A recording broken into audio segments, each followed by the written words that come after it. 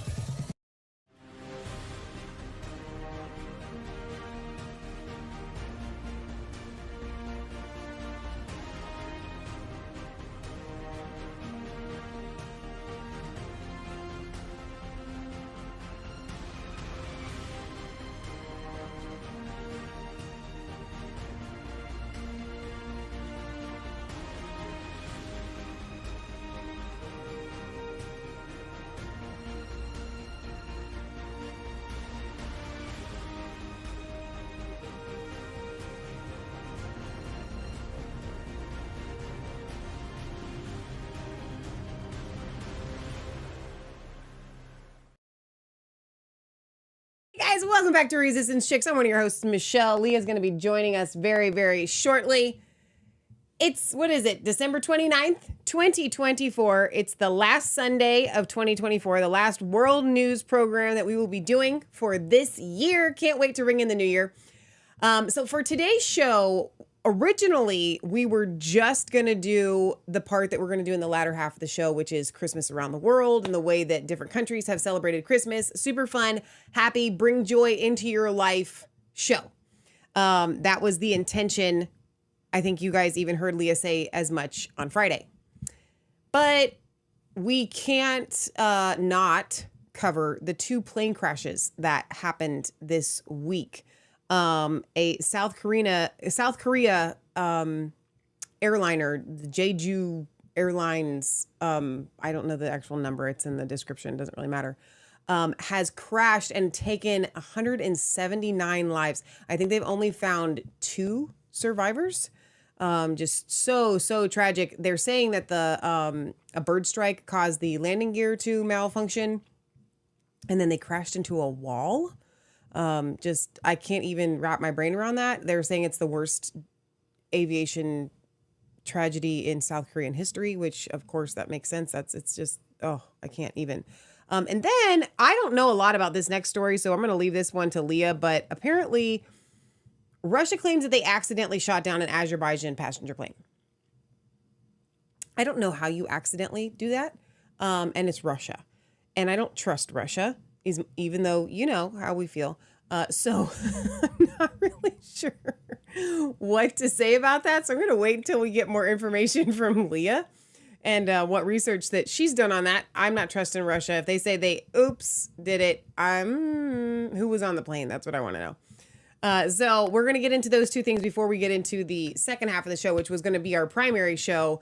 Because those are 2 really important stories to cover when we've got, those kinds of deadly crashes happening this week. It's just awful, Christmas week. So I hope that you guys have had a wonderful Christmas week. We here at the Resistance Chicks household have been fighting and winning the battle against, I'm assuming it's the norovirus. We're not sure exactly what it is that everybody has going around. And on Friday's show, did you guys see Friday's show went over 4 hours? It didn't even seem like 4 hours. Like sometimes, I'm going to be legit honest with you guys. I don't know that I've ever said this on air. I don't even know if I want to say it. Michelle, don't say it. I do this to myself all the time. After the show's over, I'm like, Michelle, why did you tell that to thousands of people? Because I'm honest to a fault. You just need to know that about me, okay? I'm very upfront. Sometimes when Leah's doing the shows and I'm like totally into the show, like, I don't know what it is, like this narcolepsy hits me and I just like want to fall asleep.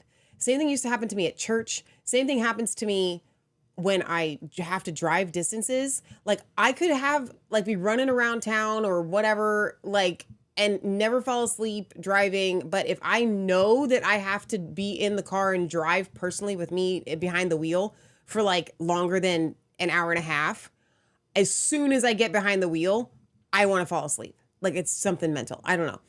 But Friday's show went for 4 hours and 15 minutes, and I was like with it the whole time. But the first half of the show, we went over, so please don't miss this. You don't have to watch the whole 4-hour show. We went over the different things that we've been doing to combat whatever this funk, gunk, junk is going around. And I think that we're doing really good. Say a prayer for Matt. He was doing really good yesterday, and today, not so much. I just asked him. I saw him a minute ago, and I said, how are you? And he's like, I'm sick. So I don't know if Matt's been doing all the different things that we've been doing, but we've been trying to get him to do a lot of that stuff. So we went through it like piece by piece by piece by piece. And it's funny because I made a Facebook post. It's for my personal friends. I think I even put this out on Resistance Chicks, letting everybody know that I think that we're doing a pretty good job of fighting this thing. And if you want my list, I'm not going to post it publicly because of, you know, whatever. I don't want to get sued. I'll send it to you. And the feedback that I had from people, they were like, please send me. I'm like, people sending me messages I didn't even know follow my stuff. I'm like, oh yeah, sure. I'll send it to you. So I did. And a lot of the response that I got was, wow, that's a lot. And I'm thinking to myself, yes, it is, but you don't have to do it all. Lee and I were talking about this in the kitchen last night. And we're going to get to the news in a second. We're going to do our show, but just follow me because this is important. This is affecting pretty much everybody. Even on, like, I think my AOL news said norovirus is whatever spreading. They use some big word that means it's taking over across the North America, whatever. So it's hitting everybody. But we have, is that for me? I was going to ask you to make me one. That's nice. She made me a tea. Look at that in the little winter mug. Look at that. I don't drink tea very much. I really usually only want tea, hot tea when I'm sick. And then I love it. But other times I don't drink anything hot. You coffee drinkers are weird to me. Okay, I'm going to hit on this. This is really important. I think that Leah and I have discovered some things that every doctor in America should know, every doctor in America should be teaching, and every American family should have been implementing a long, long time ago. Okay? It's so basic, it's stupid. And I'm going to reiterate it for those of you that missed. Your viral loads in your system, where they love to party and hang out and all of that, like where they make babies, okay, is going on. For the podcast listeners that can't see that I'm touching the upper part of my nose, I'm touching the upper part of my nose, okay? It happens right there. That's why I believe when they wanted to do those COVID tests and they're shoving that Q-tip right up there, they're literally implanting stuff because they know that they put it right there, then it's going to start making babies immediately. So that's where it replicates, and in the back of your throat, okay? So that's where it happens, in your body, in your system. So you need to know that. So why wouldn't you fight it at that first line of defense, right? Makes sense. So what Leah has had us doing, which is extremely uncomfortable. Leah likes it. I think she's weird. Putting iodine. I think you could probably do this with peroxide, but we're going to go with iodine because that's the thing that everybody puts up their nose. But iodine on the end of both ends of one Q-tip. And you shove that puppy up there slowly, gently, but far, and kind of work it around. And then Leah likes to flip it and do it in the other nostril, the fresh side, each nostril. I'm getting gross here. You're all getting sick. I know some of you are getting ready to puke. And you do that multiple times a day. Okay. But follow it with, and we don't have any down here. If you have a neti pot, use a neti pot, but the easiest thing is this Arm & Hammer saline, simply saline stuff. You just squirt it up there. And what that does is it spreads the iodine around. Now you'll probably have to blow your nose. Sometimes it's easier to do this in the shower so you don't like make a disgusting mess. But what you're doing is you are fighting, it's like 2 steps forward, 1 step back. Okay. So they're constantly replicating, but you're going in and you're constantly killing. Okay. So the fact that they don't tell you to do stuff like that is ridiculous. Now, you also want to gargle with Listerine multiple times a day. Okay? Because what happens is it gets down in there where it's reproducing and it's killing the reproduction factory that's going on right there. Okay? I'm not a doctor. So this is not medical advice. I'm just telling you all what we did. Then, every single household on planet Earth since the invention of a nebulizer needs to have a nebulizer. Michelle, what's a nebulizer? It's essentially a face mask, or you can do them inhaled into your mouth. And it's a machine that pumps air into this little cup that then mystifies anything that you have in there, and then you breathe it in. Okay? Very important. So if you've ever been to the hospital and they come and they quote bring you a breathing treatment, that's what they're doing. They're nebulizing, but they're using the hospital's O2 to do it, but they're nebulizing. Okay? You want to nebulize multiple things. And we have options. And I'm going to have Leah give you the options. But one of the things that we did not put on my list, nor did we talk about, Leah Faith, is that Scotchgard? No. Okay. Nor did we talk about is prescription, but can't you get this over the counter? Budesonide. Budesonide actually, I don't know what form it's in, but I've seen it in the cold and flu section at Walgreens. It's a steroid for inhaling. Okay. So if you've ever seen us interview Dr. Richard Bartlett, he was on the Outliers several months ago with us, but then we also interviewed him at a Reawaken America tour in Canton, Ohio. He is the budesonide king. We have prescription budesonide that goes in the nebulizer. Leah had us use it last night. The reason why we did it last night is because Leah and I are convinced that we are no longer contagious, that we are not even sick anymore. But what happens is you get all these irritants and your nose gets inflamed and your body system is continuing to produce the mucus and the snot because it's irritated. And it's trying to clear up the irritation. So what the budesonide inhaler or nebulized inhalant does is it calms all that down. I know that that's a prescription and some people have a hard time getting that. But if you've ever called in for a COVID prescription, almost every COVID treating doctor gives you a prescription for budesonide. You can go to budesonideworks.com. Is that Bartlett's website? Mm-hmm, and you can find a provider. And I bet you Dr. Hyder would prescribe it. So mygotodoc.com. Very simple. Use You have my chair. I know I'm very high right now too. It's fine. Somehow they got switched. It's okay. Yeah. So, I was like, why am I just so sniffly? Okay. Because we were like, you feel fine. Yeah. Physically, we're good. There's no infection going on up there. And I guess you can get a post-viral infection because if your nasal passages are inflamed, then you're going to create more mucus, which can then be a problem.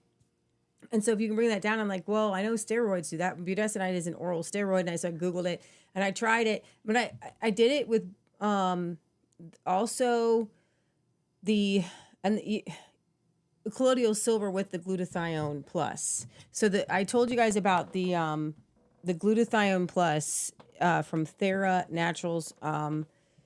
It's a glutathione capsule that's mixed pH balanced perfectly. That's a product that we're probably going to explain to you more and more because I understand that you need to hear something 3 or 4 or 5 times. But please hear this one first. Don't just take your regular glutathione and try to nebulize it.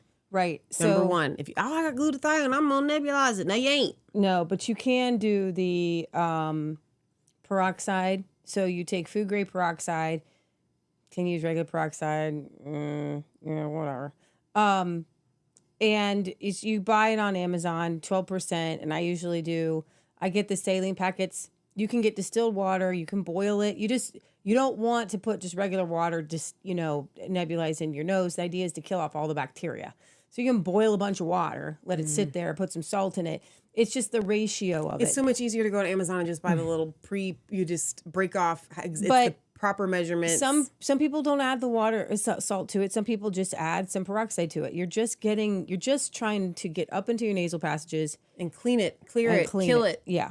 Right. Yeah. And so this morning I did the budesonide and the glutathione with the colloidal silver, and I was like, bam.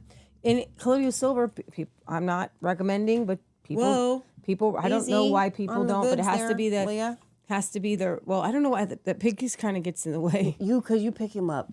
It has to be the right kind of colloidal silver. So it has to be the right parts per million. So don't just take my word for it, please. Just do some research, guys. But the point is that it's so underutilized that if you had a nebulizer in your house, every single time your family gets sick, you just start nebulizing so that the other family's members don't get sick. Right? Because if the viral load is replicating here and you're nebulizing a peroxide solution a couple of times a day, your kids, and you're killing that. If one of the kids is sick, then every kid should be nebulizing. Every adult should be nebulizing preemptively to keep you from getting sick. And I know it's work. It's work. It's a pain. It's a pain. It's more of a pain to do all this. It's a pain. It's definitely stuff a pain and to get poor all this Matt stuff together. And so anyway, this is what we are doing.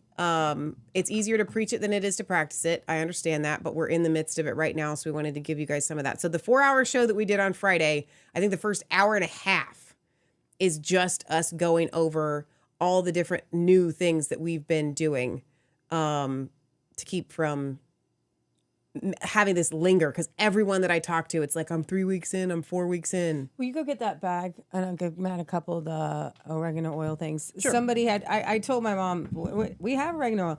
Or I showed my mom this bag of oregano oil capsules I got. And it was kind of, I don't know if it's expensive or not compared to how many are in there. But somebody had said, I got the junk and my wife and I took a couple of these and we felt better within an hour. So, and somebody else had just said, you want to get a certain kind of oregano oil with this carvedal in it and the thiomidin or whatever. So, and it has black seed oil in it. So I got this bag because I don't think it's really going to show something big on me, but you can go give a couple to Matt, give him a handful. But here, it's micronutrients. Somebody posted this on Twitter, so I thought, well, why not? Oil of oregano, 6,000 milligrams, and it's the with black seed oil, ultra high carvacrol, and thymoquinone. Yeah. So that's from the black seed oil, which we have a ton of black seed oil. So the name brand on this is Micro Ingredients, and you want the oil of oregano, 6,000 milligrams with black seed oil. Yeah, with the high whatever. All right, so You want me to tell them to take 2 of these? How often? I don't know. What does it say? Just take them and see what happens. I guess you can. I don't know. Once a day. Take it until I don't know. Yeah, you don't want to kill all your gut bacteria. Take a couple. See what happens. All right. So 102 major aviation tragedies. Both of them accidents. One of them more of a malfunction, and one of them legit. Russia shot a plane. They're saying that they're trying to shoot down Ukrainian drones and this plane, this Azerbaijan plane. And what's crazy is that none of us would have ever heard of Azerbaijan, but you guys, if you've been with us for a while, you know all about Azerbaijan from the little lady who cooks all the food and doesn't say anything. So we just say we just talk about Azerbaijan all the time. Like, we don't even call them, they're the country life vlog. It's a great show. But we just call them the Azerbaijan. And they do the most amazing shows. I love it. We haven't played any of those on here in a while. We have not played any in a while. And we should actually play one just to give people an idea of who these Azerbaijan people are, because they're just their culture is amazing. Now, it's very sad what happened here with this plane being shot. The Azerbaijan's president says crash jetliner was shot down by Russia unintentionally. Azerbaijan's president said Sunday that it was unintentional and criticized Moscow actually for trying to hush up the issue for days. We can say with complete clarity that the plane was shot down by Russia. We are not saying that it was done intentionally, but it was done. The president said that the airliner, which crashed Wednesday in Kazakhstan, was hit by fire from the ground over Russia and rendered uncontrollable by electronic warfare. The president accused Russia of trying to hush up the issue for several days, saying he was upset and surprised by versions of events put forward by the Russian officials. Unfortunately, for the first 3 days, we heard nothing from Russia except delirious versions. The crash killed 38 of 67 people on board. The Kremlin said that air defense systems were firing near Grozny, the regional capital of the Russian Republic of Chechnya, where the plane attempted to land to deflect a Ukrainian drone strike. The president said Azerbaijan made 3 demands to Russia in connection with the crash. First, the Russian side must apologize to Azerbaijan. Second, it must admit its guilt. And third, punish the guilty, bring them to criminal responsibility, and pay compensation to the Azerbaijani state, the injured passengers, and crew members. The president noted that the first demand was already fulfilled. Putin actually did apologize to him on Saturday. Putin called the crash a tragic incident, though stopped short of acknowledging Moscow's responsibility. He said that an investigation into the crash was ongoing and that the final version of events will be known after the black boxes are opened. Kremlin spokesman Dmitry Peskov told Russian state media on Sunday that Putin had spoken to the president over the phone again, but did not provide any details. The Kremlin also said a joint investigation by Russia, Azerbaijan, and Kazakhstan was underway at the crash site near the city of Atan in Kazakhstan. The plane was flying from Azerbaijan's capital of Baku to Grozny when it turned toward Kazakhstan, hundreds of kilometers across the Caspian Sea from its intended destination, and crashed while making an attempt to land. Passengers and crew who survived the crash told Azerbaijani media that they heard loud noises on the aircraft as it was circling over Grozny. Dmitry Yadrov, head of Russia's Civil Aviation Authority, said Friday that the plane was preparing to land in Grozny in deep fog. Ukrainian drones were targeting the city, prompting authorities to close the area to air traffic. So that is just a pretty horrible, just series of events. Michelle and I have an Azerbaijani plane crash survivor here recalls moments after the crash.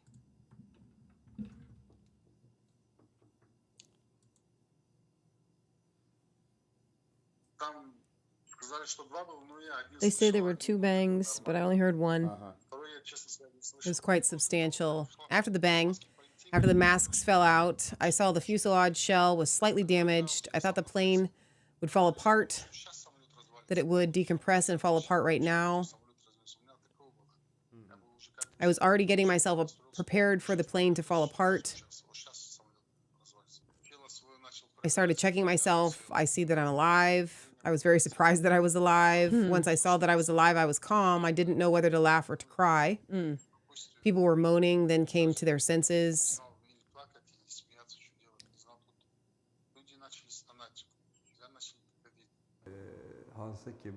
From the impact after the external blows, we realized that they had caused us injuries. I myself injured my arm.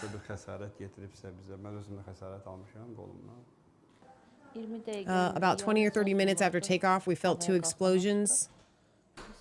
The plane was supposed to land, but it didn't. Something exploded inside twice. A man's hand was injured. We panicked.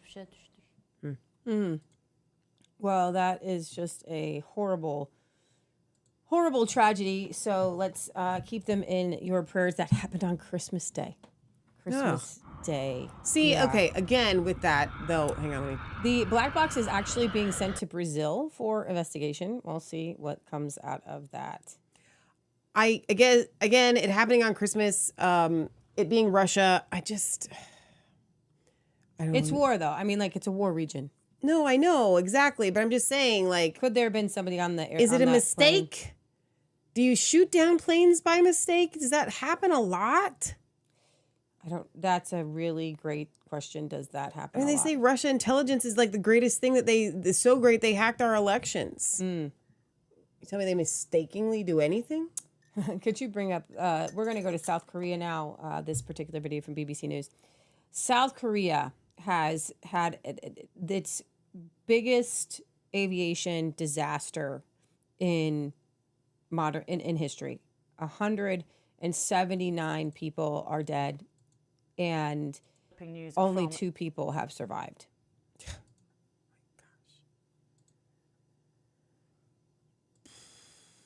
Okay. Rewind. We start with the developing news from South Korea. A plane has crashed on landing at an airport in the country, and at least 176 people have been killed.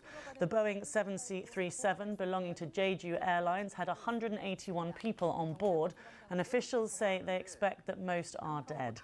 They say some passengers fell out of the fuselage during the crash at Muan International Airport. 2 survivors have been found. And this is the moment that the plane skidded down the runway before hitting a wall and bursting into flames. The aircraft had flown from Bangkok and was arriving at Muan Airport. The authorities say a bird strike may have caused the landing gear to malfunction. The airline has issued a formal apology.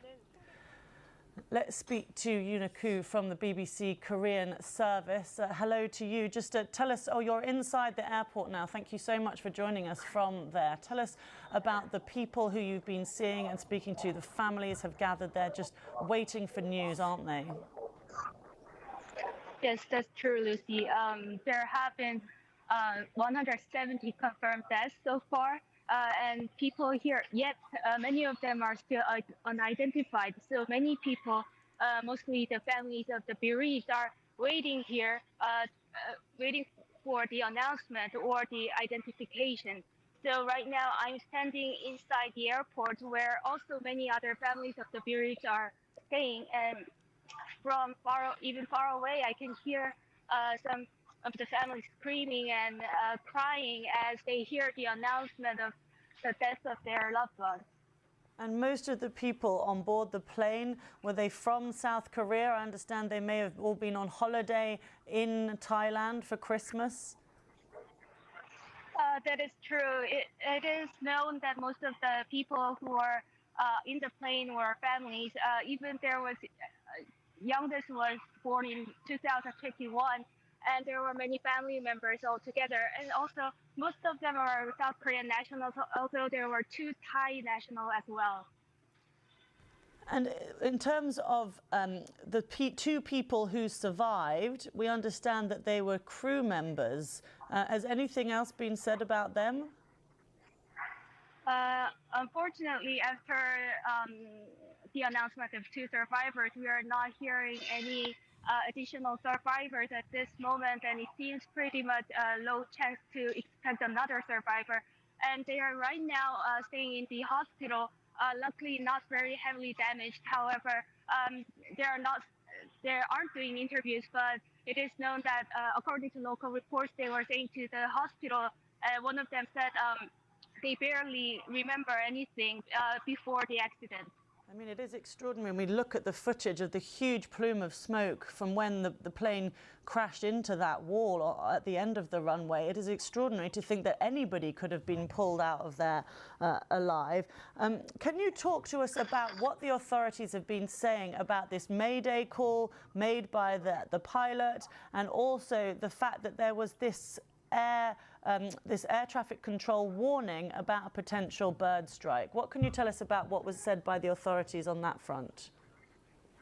So far, the investigation has just started, so there aren't much to confirm. But however, the authorities have been saying that they issued a bird strike warning just before the accident, and then 1 minute later, the plane sent a Mayday signal saying that they're in an urgent situation, and then the plane just landed without a landing gear, and unfortunately they couldn't speed down and eventually crashed to the end of the runway. That's what we know as so far.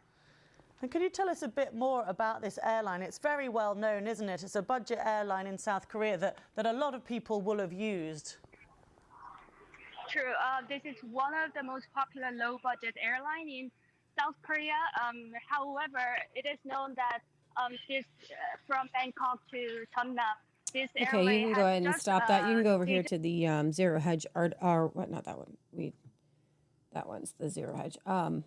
the New York Post here. Jeju Air passengers haunting final text revealed before the plane crashed in South Korea. It's hard to think that a bird did this. They call it a bird Is this the strike. video? Yeah, it should be. There's a commercial on it, maybe? I guess so. A passenger Oh, this aboard ad the will doomed Jeju Air Flight texted a relative with a final message moments before the plane slammed into the concrete barrier and burst into flames. Okay, warning graphic content.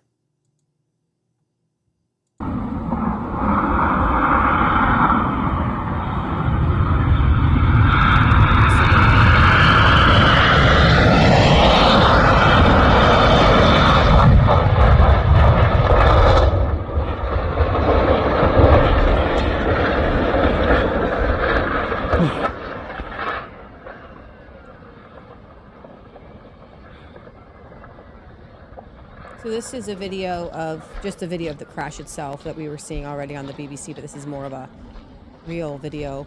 You could stop that. That's highly disturbing. Should I say my last words? The passenger texted their relative, according to the outlet. And then the video captured that horrifying moments when it skidded there on the runway with no landing gear. 2 crew members survived. That's it. That's the message. Should I say my last words? I guess they didn't get their words out. That's sad. That's incredibly sad. 2 crew members survived, but all others aboard are believed to be dead. The victims, including 85 women, 84 men, 10 others who were not immediately identifiable, died in the blaze. The lone pair of survivors were pulled to safety, and they said they were not in life-threatening condition.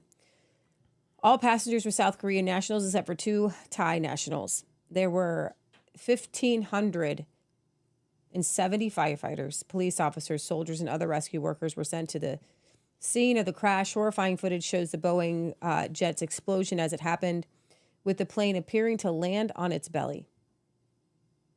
And this says that the Transport Ministry official said the lower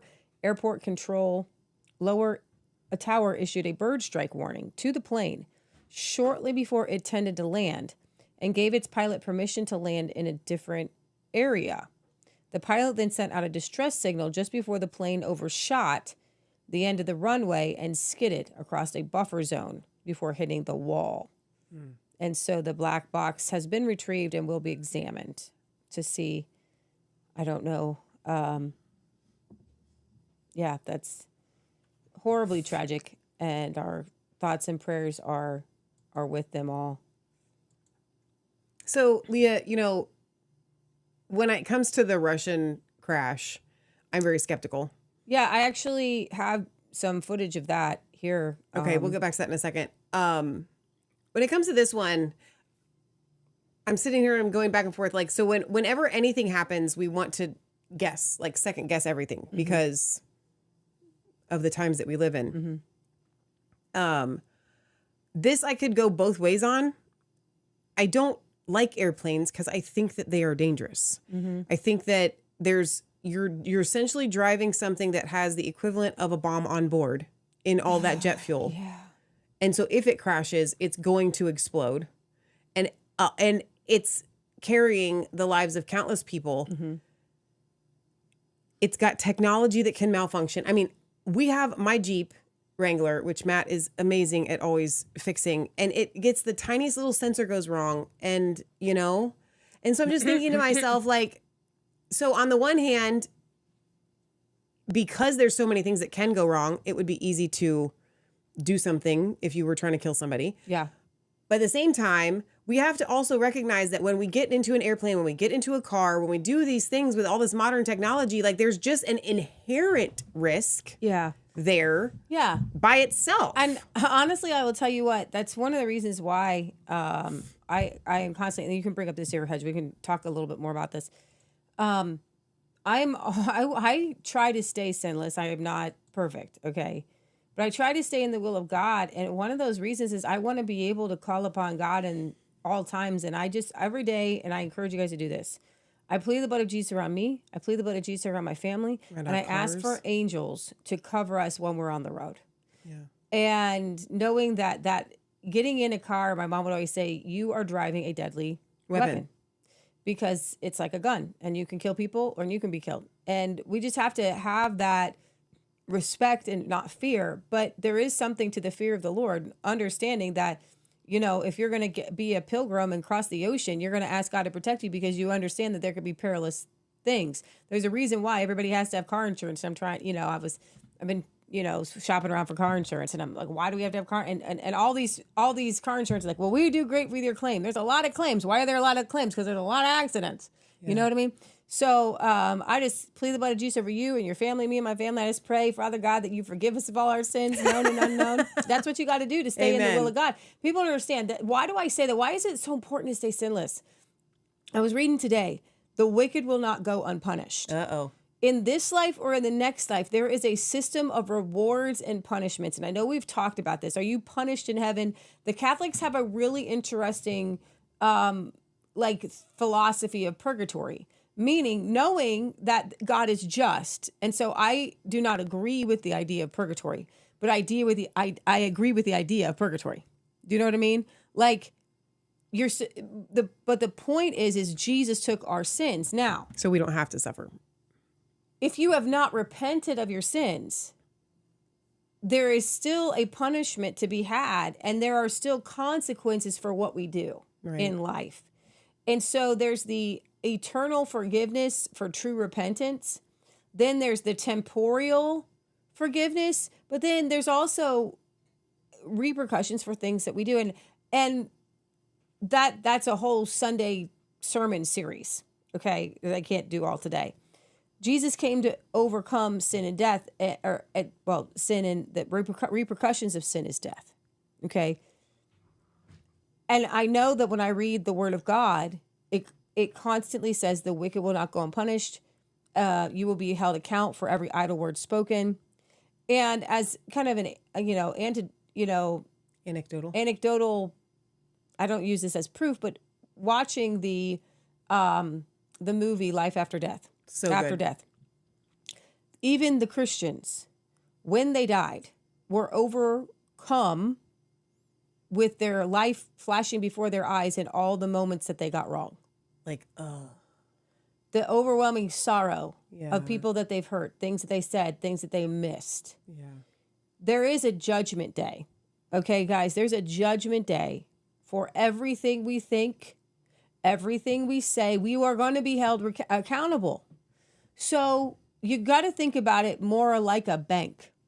Jesus said, store up treasures in heaven. Come on. Where moth cannot come in and eat it away, and rust can't come and eat it away.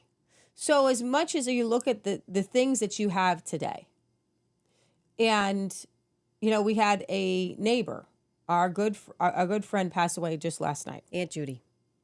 And we had a phone call this morning. So this is very real to all of us here.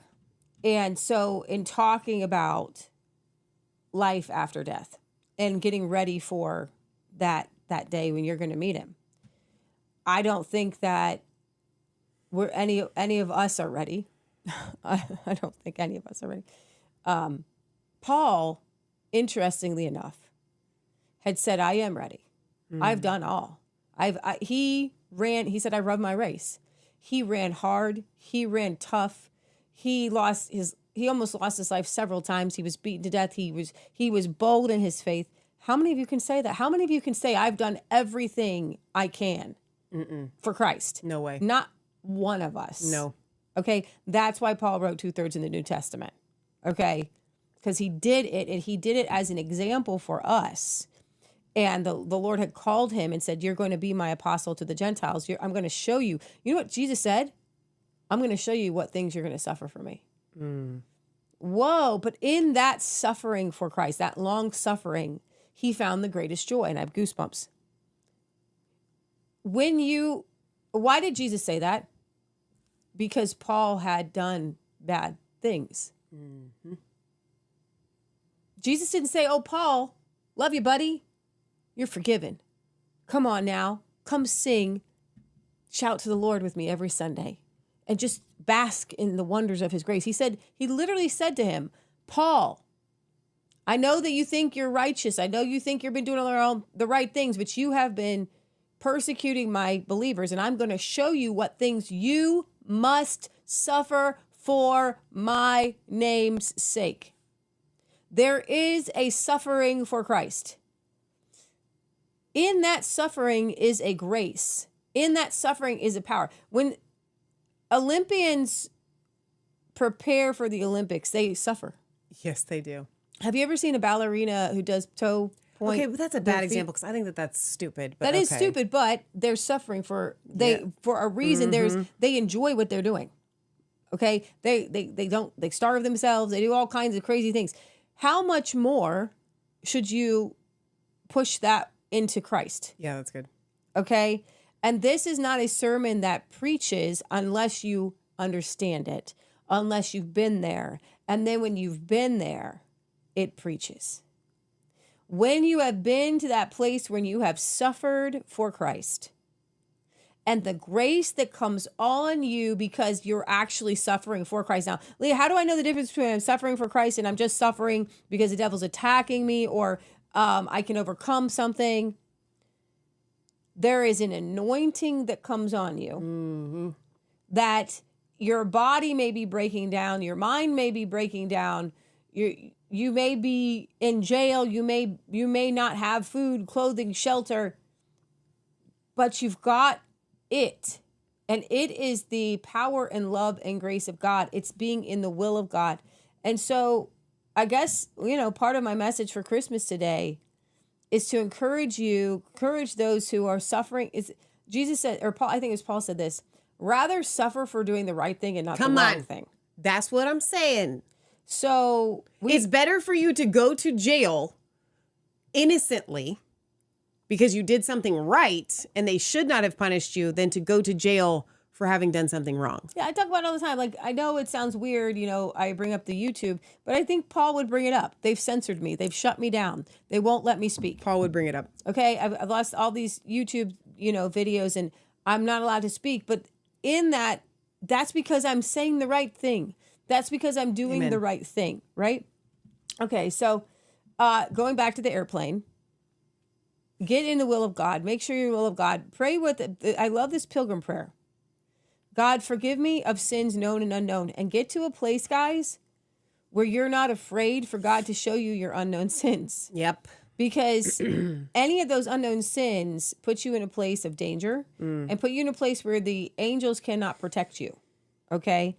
So pray over your car, pray over your kids, pray over yourself. The angels will protect you, but also pray over yourself and your kids, like Job did, that your kids would walk righteously before God, that he could and he can protect them. That's good. All right. So over here, back to the airplane, this person says, he's puzzled as to why the pilots of the Jeju Air Flight 2216. Okay, so wait, now we're back with South Korea because you wanted me to go to this one. I'm over here.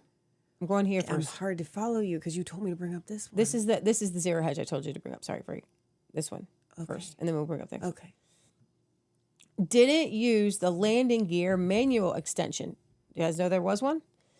It's incredibly strange that both hydraulic systems, if you scroll down, Michelle, you can bring this up so people can see it. I think they're screen sharing or not. A and B failed simultaneously, leading to an attempt to land on a short runway without gear or flaps. This decision seems like madness. This is very interesting. So the manual gear extension handles located on the floor between the FO seat and the center console. So you can see that there is manual landing gear. And if you scroll through those, you can actually see what happens when you can't get your landing gear down. We have an emergency gear extension panel in the floor. So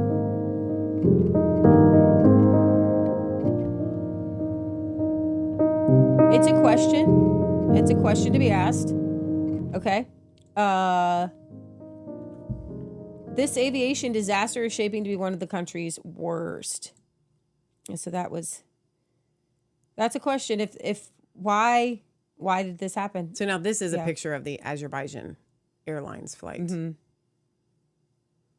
So the Azerbaijan Airlines flight, you can play that if you want to see the top one. This one? Yeah. No. We're in no. We're over the Azerbaijan. So you're moving ones. articles. This is the one you were just at, and this is the Azerbaijan one. Leah, I can't keep up. You go too fast. So somebody took a video. There's videos everywhere in this life.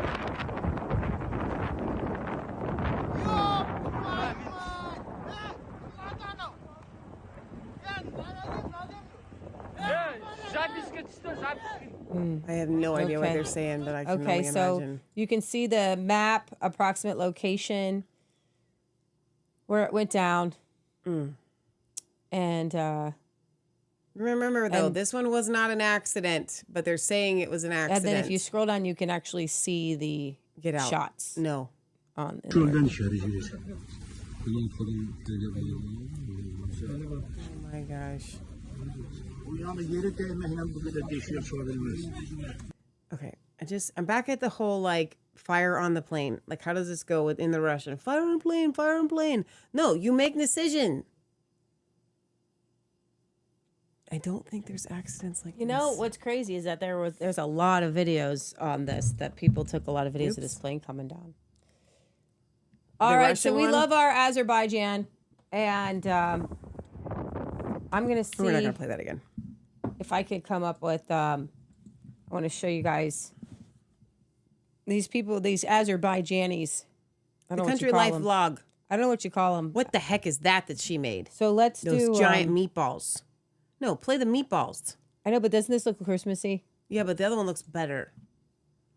I want to do the Christmassy one. What All is right. that though? Okay, so the Homemade reason why pomegranate candles. we bring up the Just Azerbaijan bring up their whole gonna web do thing, it. and then we'll just see. is because there is a YouTube channel, The Country Life Vlog. Now, the people that live in the Caucasus Mountains are literally Healthiest people in the world. they live the longest out of every human being. And this is why. And this is what I want to tell like Elon Musk. I don't want to go to Mars. I want everybody to live like Azerbaijan. We'll play a little bit of each one. Listen, we can just play them all for the rest of the show. Because this to me is my favorite thing in almost the entire world to just Now, watch. And Normally, when I'm watching this, whether anyone else Can you is, just play one? is in the room And you with can me talk? When I hear cancer, or not, I watch it like I'm watching a football game. I'm incredulous at everything that they do. you could probably. Oh, here it is. Okay, so they're all hanging out their laundry. They got their fire going. And they don't talk. They hardly ever say anything. So we found out later. We actually have the Azerbaijan cookbook I bought the cookbook for my mom. on Amazon. We've made 2 recipes from it. We need to make more. And they keep building. They keep making. This is those a whole bees- brand new thing. Those that they brand do. new bees. And they got beehives sitting like right outside. Bunnies. They've got a bunny. The crow. The pet their crows pet. that they have hang out and play with the other animals. Yeah. They've got kittens. Everybody needs kittens. Everybody's happy. She hand feeds that daggum crow. Look, Animals bring life. he's helping with the wood. But you can't stay there, buddy, because you'll be dinner next. Nobody wants to eat crow. So this is their brand. You're funny. This is their brand new building that they just built. Oh, I haven't seen their new building. Because they have like 1.7 million followers. How many followers do they have? There's like 6 million, whatever. Because people are addicted to this. 7. When we started million watching, followers. they had 4. Because it's So their son is a restaurateur. Mm-hmm. He's a chef, and he uses his mom's. Look at the Oh brand my new gosh! place. Is Look it? at It's like a greenhousey building. it's got windows at the top or something. It's got it's a glass roof, is what it is. It's over there on the left. That's where that's on the. They know. Here's the thing. You know what they know? Their daughter is the filmographer. Their son. No, the son helps put this show together, but their daughter actually helps film it. Mom said. They know what lighting is, and they know that natural lighting is the best for their show. So rather than They're bring kittens. They just both move their head at the same time. so they Where do they get these have shots this. I know. with the lemons. They have the greenhouse to grow the lemon. Look at that Oh! hunk of meat. Look at the lemons and the trees in the background. What in this is greenhouse. happening? Look at her grabbing that meat. What is happening? That's not a cutting board. That's just a slab of wood. Why is she flipping it? Like, here she comes. Like, Hang on, listen. but like I think they sell these knives now. Oh. Look at that. Oh What's my happening? gosh. Y'all can't see. Here's the thing. You can't afford that. That kind of meat. That is literally like how much you think that at the butcher? What would you pay for that? $175. More than that. Are you joking me? That's like at least 10 pounds. I don't know. What do you guys think? Put it in the chat. Look at her just slapping it around. Okay, do you want to make her go faster? Or you Yeah, want to skip? no, we've got to skip ahead because we can't sit here and watch the whole thing with you guys. We got the ducks. We got the ducks hanging out with the rooster. You can't stage that.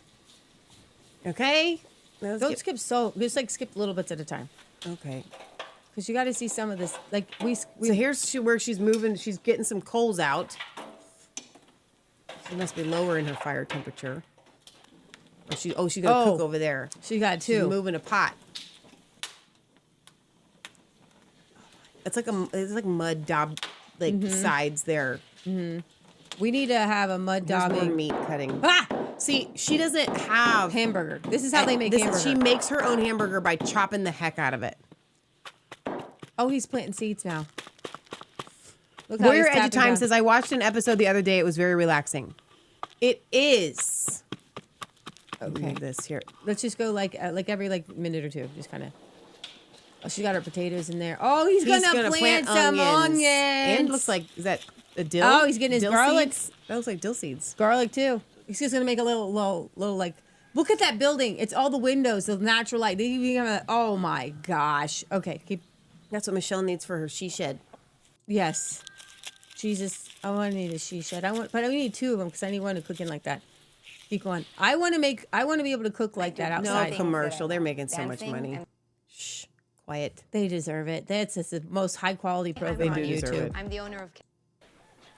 And that little Jack Russell that goes around everywhere, they had going. two. Keep going to the highlights. Oh my gosh. Yeah. Hang on. Let's go back to the food. Here we go.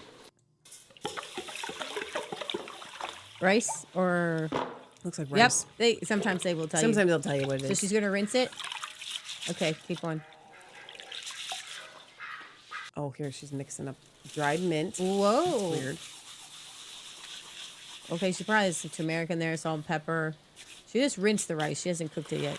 Oh! Get your hand in there.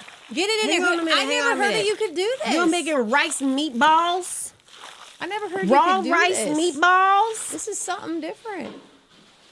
Look at all the apples. Look at this. Look at this holy place of God in here. Like, seriously. It's like church. It is like church. That's where my church is going to be next. I want to visit the food church. But isn't that interesting? Her stove is like not really a stove. It's just kind of like a Little fire. it's like a little fire. Because She like got she has little- all these fireplaces everywhere, like big ones, Right, right? she does. So he's Here's playing. the crow helping. The crow He's- is always okay. helping. He's a good little girl. So was that a broth she probably made? I think that was a bone broth. Looks like. Yep. Yep. Whoa. So now she's putting the broth back in. Is she gonna cook those meatballs in this broth? She is. Putting it back on the heat. Then remember what Leah was saying the other day? Don't trust the skinny chef. Yeah, don't trust no skinny chef. This is Azerbaijan. I want an Azerbaijan grandma. Okay? Nobody wants your skinny grandma with, you know, your Botox. I want Azerbaijan grandma. Here we go. What on I want earth? the skirt wearing, wool Look at her. sweater. Look at her. Wool vest Slapping that wearing thing. Slapping it. Azerbaijan grandma. Dried plum. What's she putting in? No. Oh, cool. Okay. Who puts a plum inside of a meatball? They do, Azerbaijan. This is a surprise. Well, we've got all those dried peaches I've been trying to figure out what to do with. you're gonna put them in a meatball? I don't know. Look at her. She is packing that. Smack it, smack She's it. packing that. Those are so. That's like the cookies you made. But how does it cook? How long you gotta cook it? Is this going to go in the fire? No, it's good. I bet it's gonna go in that It's gonna boiling boil water. Boiling water. All right, let's get to see where she's gonna put it. She's got those plums in here. Okay. What's She's this? gonna bread it. What's that juice? We're missing a step here. I know she's gonna bread it. But what's it? Is it butter or is it? Well, we'll find out in a minute. Hang on. Don't get impatient. Well, we might have missed what the yellow stuff was. That's all It I looked like an wanted. egg yolk. No, it was too runny. Oh, the And they view. got The the view beautiful stinks. It's view. horrible. I'd hate to go outside and look outside of the mountain. Stop it. Oh my gosh, they got the drone view of their village. I'm going back here. Okay. She must be putting butter on them and then into the broth. So, but wait a minute. How long is that going to have to boil for? I don't know. You ever thought about boiling meatballs? Never. Have you? No. But in a broth. Like flavor on flavor. That can't got- be butter. It's gotta be. What else could it be? But why? If you're putting it in a broth. Flavor! Cause it holds it in. I don't know. Those are so big. Stop it. Azerbaijan grandma knows everybody needs a big old meatball. So like, I'm tired of the skinny meatballs, tiny little meatballs. Everybody Look at all gets the tender care she's putting. it's tender love. What You know, else is she dipping that in? some of the spices look like turmeric and stuff. We're gonna feed the chickens. Okay, we don't got time for the chickens. I need to find out what's going on with these meatballs. Now she's putting the rest of that meat in there, left over. Boiled chickpeas. Boiled chickpeas. Are coming Whoa. in. Those have already been boiled. I love chickpeas. Come on. Well, why didn't you put them I'm all gonna in? eat Listen, orange lady, face I for don't the next care. Let's 360 get back to Azerbaijan. That's not meat. Whoa, what are we building? Oh no, we're just feeding like sheep. Here they come.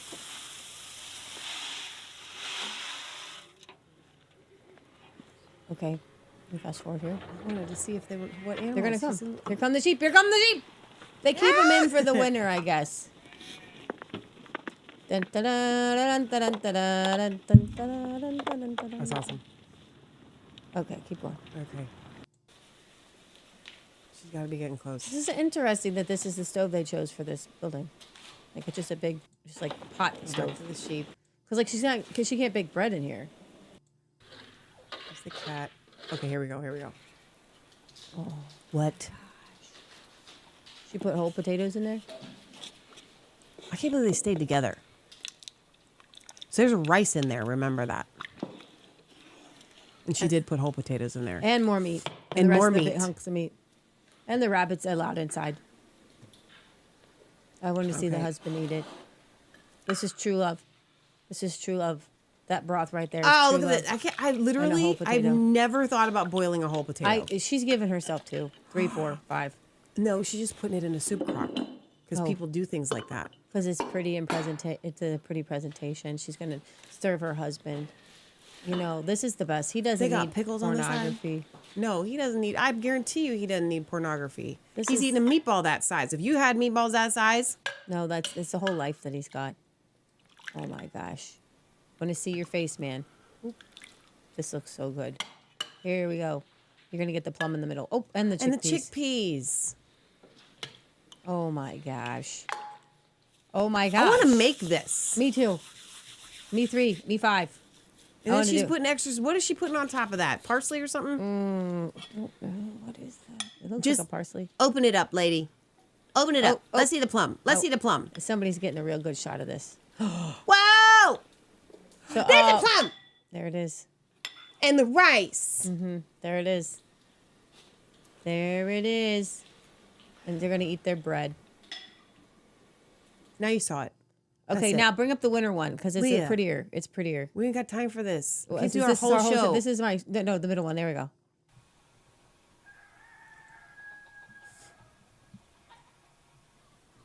Oh He's my petting gosh, she's the just rabbit with the petting crow. There's the crow. rabbit.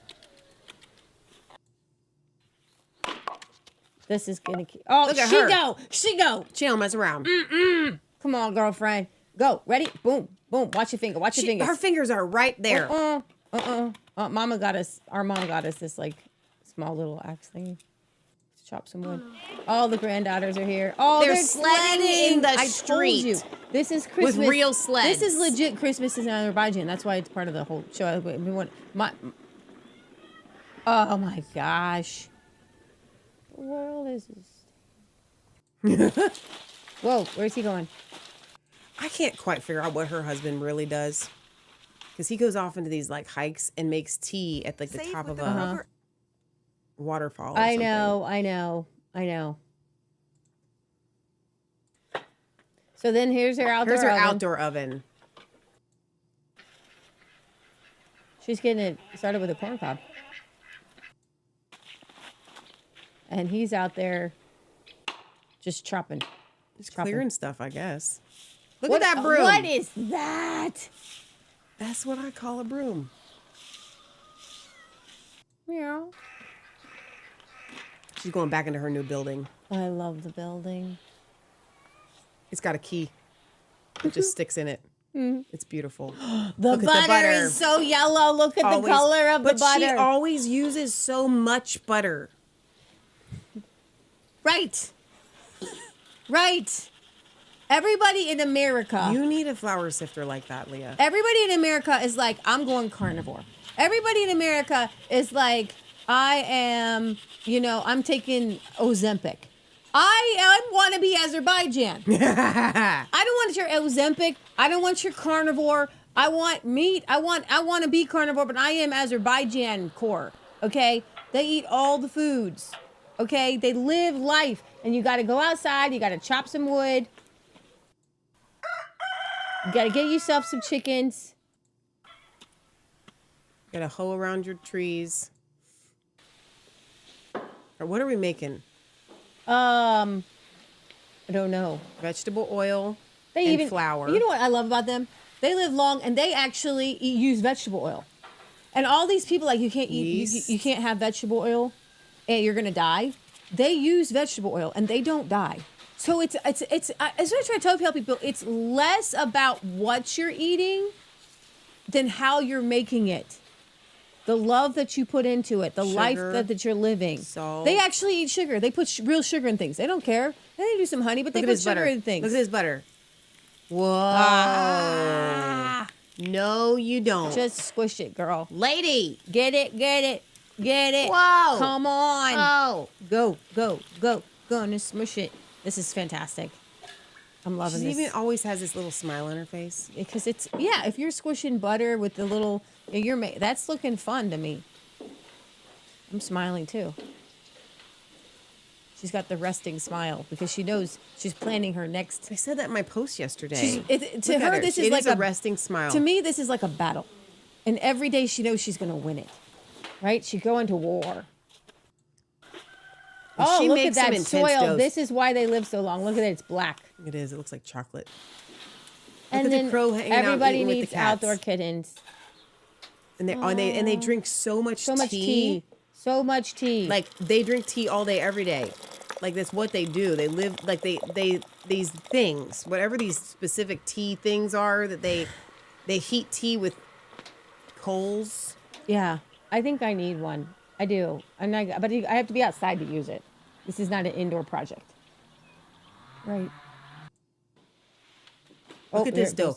I have to tell you though. So the dough that she makes on the show, it's very a fluffy dough when you're making it, but it's really the consistency of a pretzel dough, which I don't really care for.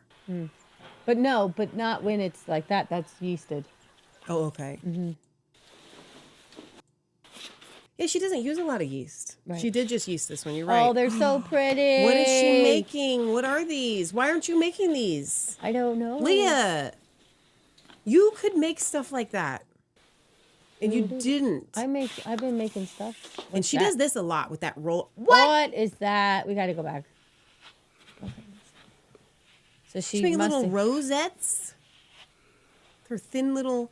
Oh. No, you don't. And then she's going to cut it in half and then she gets two. Look at this. What is that? That's genius. And pinch it. And then, who comes up with this stuff, man? That is so pretty. Wait, so she's not even making a rose. It looked more like a rose when you left it the other way. Look. Look at that. Wow. Okay. Whoa. Egg yolks. She's going to egg yolk them. Egg white. That's egg white. With water. Water? Water. You've never done that. You should thin your egg whites. I don't know what she's using it for. She's going to brush the outside of that. What? She's dipping Sesame seeds? She's dipping it. Are those sesame seeds? I believe so. What else could they be? I need this in my life right now.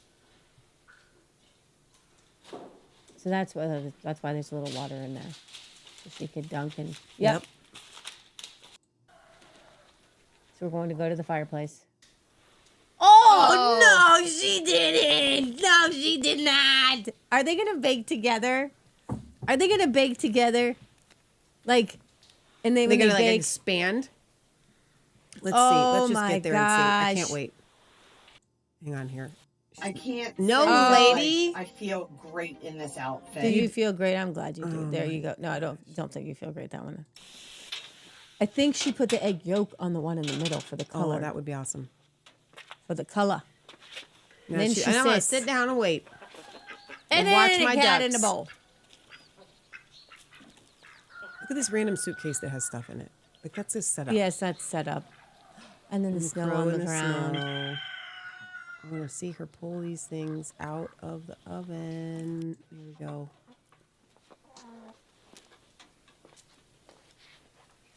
You know what I feel sorry for? The podcast listeners. They're like, I'm not even. Yeah, you're just not gonna. You got to just watch it later. Should have given that as a caveat. Look at them. Wow. So they did bake together. They really cooked They up. really did. I didn't think they were going to get that fluffy. They really She fluffed. used. Yeah, these are yeasty ones. This is a proud moment. Here we go. But look how deep this thing is. She's got two, like Yep. 3-foot trays in here. Okay, maybe not 3 feet, 2.5. She uses that paper. It's like a. Parchment paper. Yeah, but it's like thicker than I've seen. Like I don't see. I don't know. Those are beautiful.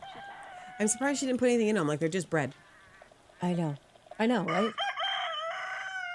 Okay, we are almost to the presentation time with the husband here, and she's got the really cutest little tea pretty set. Tea set here. They don't mess around. Look at those giant teacups. Now let's just eat. Now, no. She should look. She's saying, "Do you see what I did in the middle? Do you see I made that?" Oh my gosh! And she's just eating that, like right, like no butter, no jam. Look at the size of that teacup. That's like this big one I got. And she's got sitting in this her little window. window. I'm telling you. That's my life. Like that is all I want to do with life. That's all I want to do. Okay. That's what I want to do. All right, with let's life. do Christmas around the world. That was partly Christmas. I know, around but the I'm world. just saying. That was our Christmas. I hope you year guys around the enjoyed world. that. Okay, so guys, I just today what I did was I just went around. We're gonna go around the world. I'm gonna close out some of these things, and we're just gonna go around the world today and celebrate Christmas in other places. Okay. Now you can't just pull up all those YouTubes or they'll just all of a sudden start playing. Okay. We're gonna close out that and that. Yeah, I know that. I know that's what happens. Oh, wait, I closed out one of the good ones. Okay, this is the one we want to watch. This one's hilarious. You bring this one up. Barry sent me this one. So this is from GB News. And they're literally not allowed to call this Christmas market a Christmas market. What? Let me refresh here.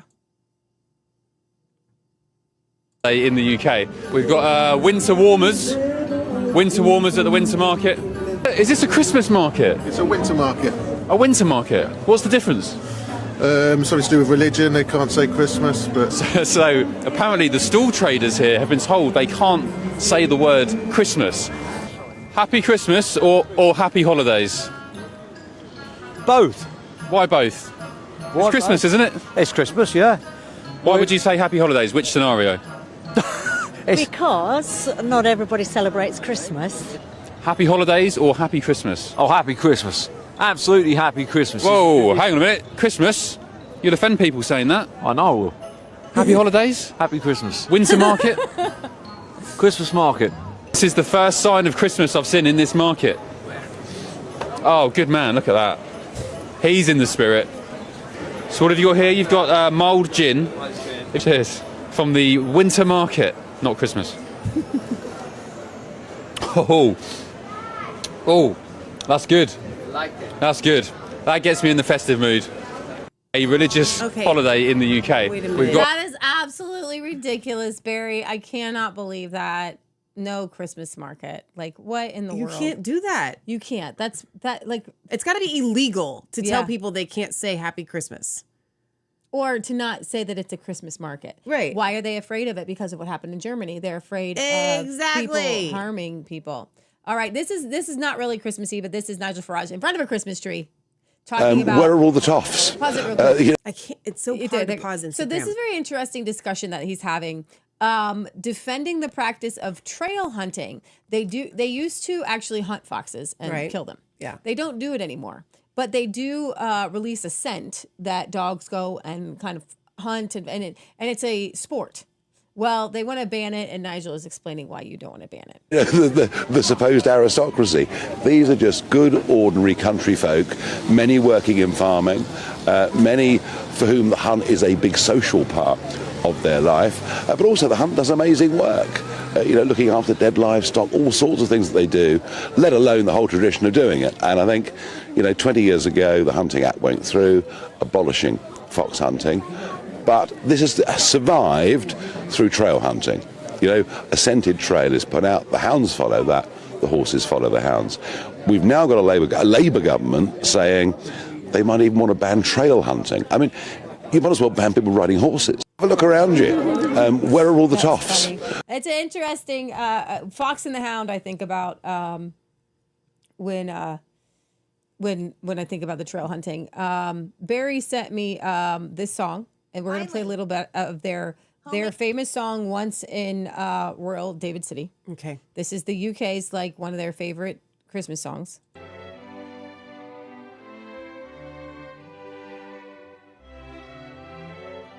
With lyrics. So you'd have to sing it. Oh, okay. We need a little more volume. David City stood a lowly cattle shed where a mother laid her baby in a manger for his bed. It's amazing to me that this song isn't more popular as a Christmas song in the United States. Why wouldn't it be? Jesus Christ, her little child. He came down to earth from heaven, who is God and Lord of all. I'm gonna turn this down just a little bit. I want you guys to notice these lyrics. It's the gospel of Jesus Christ to music. This is what people sing at Christmas time. So don't tell me that's wrong. You can't compare it to Halloween pagan holiday. Right. Eyes at last shall see him. It's really high. It is. Through his own redeeming love.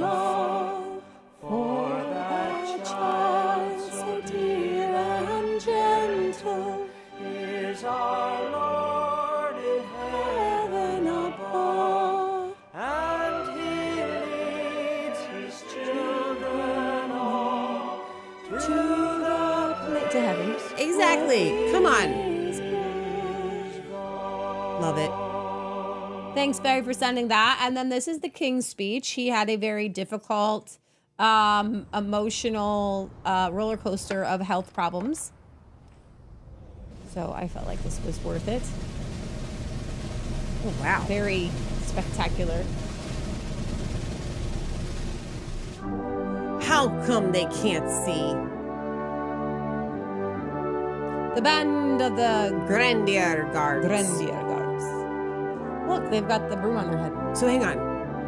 So the trombone players and the other people, they're allowed to see outside of their fluff heads, but the conductor can't see past his fluff head?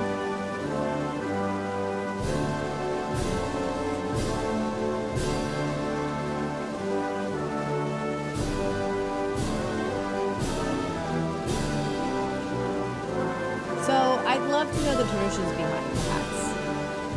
Who came up with it? Is it just, he literally can't see. It's down to his chin. Is it to make him look a certain way? I don't know, but it's cool. I can dig it. Whoa. Wow. Oh, that is fancy.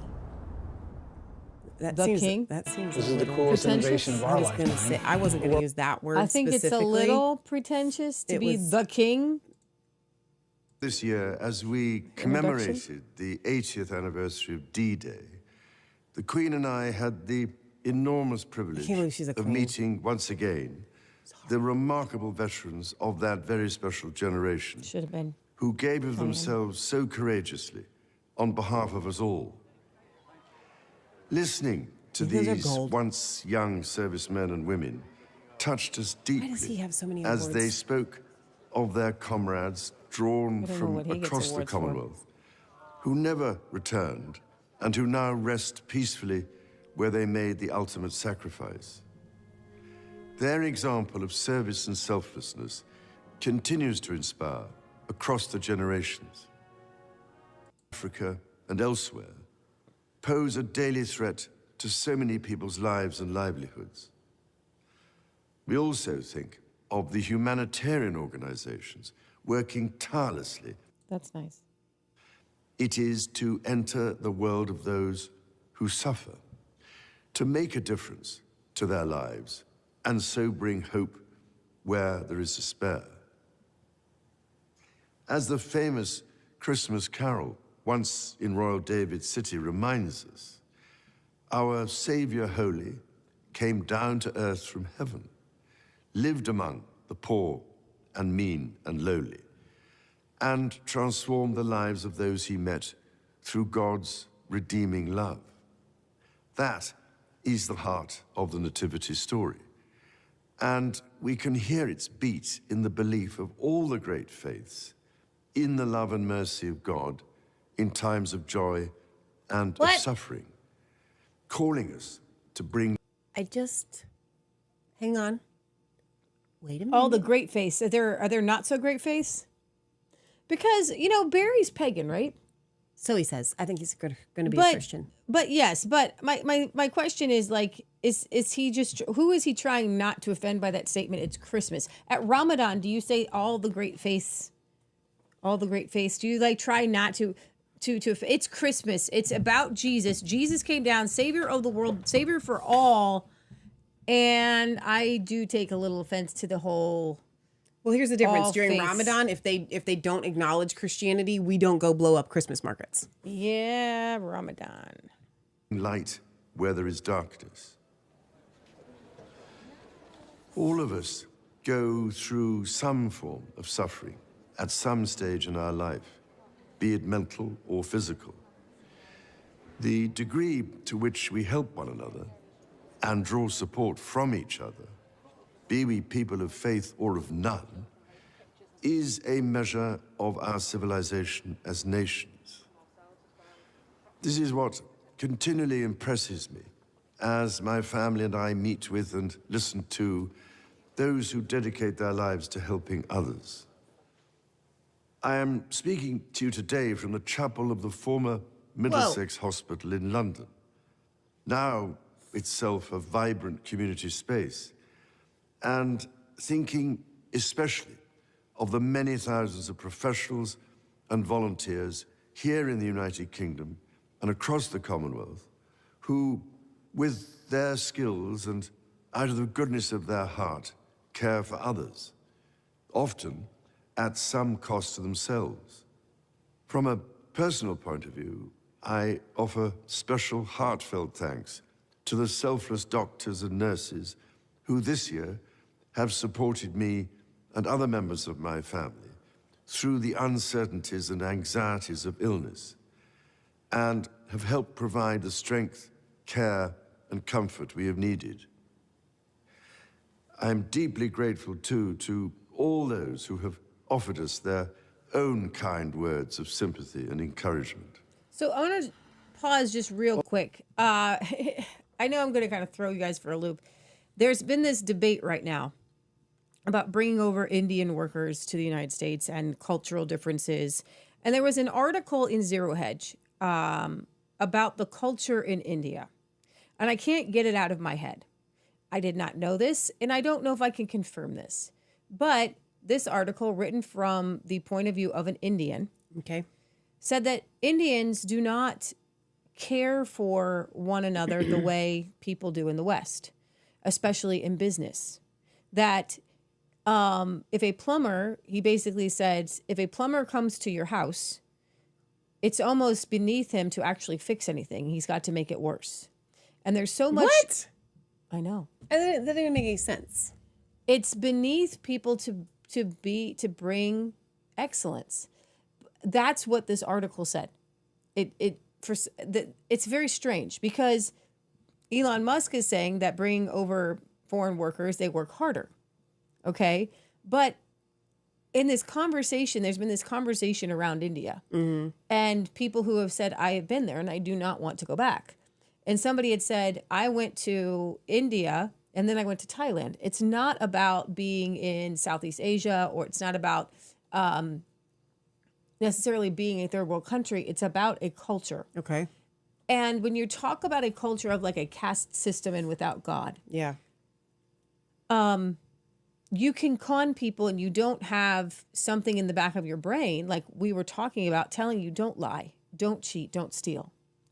And so what makes a difference in a Western society where you have the King of England, and even if he's not believing all of the words that he's saying in these speeches that they do make and the Queen has made, and because they are unabashedly, they do call themselves a Christian country, even though they don't. Not that we'd rather. You're such a Christian country that you can't call the Christmas market a Christmas market. But in these particular moments, everybody knows the king's going to come up. He's going to say something about Jesus. He's going to say something about the poor. He's going to say something about identifying with other people. He's going to say something about sacrifice. They're going to bring up World War II. They're going to say how wonderful it is to sacrifice for others, to do your best, to go beyond, to go the extra mile. And so what they were saying is that in the culture of India, it's not, this is what the article was saying, is that not only do they not go the extra mile in it there, I'm not saying that the Indians who come here who don't do that, but there, the reason why they defecate in the streets is not because they can't get sanitation. It's not because they can't get toilets, okay? It's because of the culture doesn't say go the extra mile, sacrifice for other people. Well, because there's no reason to. And I think the biggest thing is this. I believe that a country is known by how it treats people in need, and India has it reversed.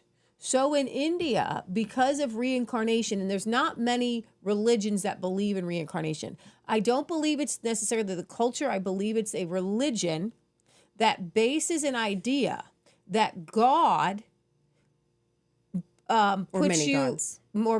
put you in a higher class or a lower class based on how you're born. So if you're born and you don't have a lot of money, that's because you were a bad person in a previous life. But then that you would think that would make you want to be a better person in this life. Yes, but it also means that you're stuck at the bottom and you can't get up. Like you can never really work. You can try, but you're always, there's two different, there's highborn and lowborn.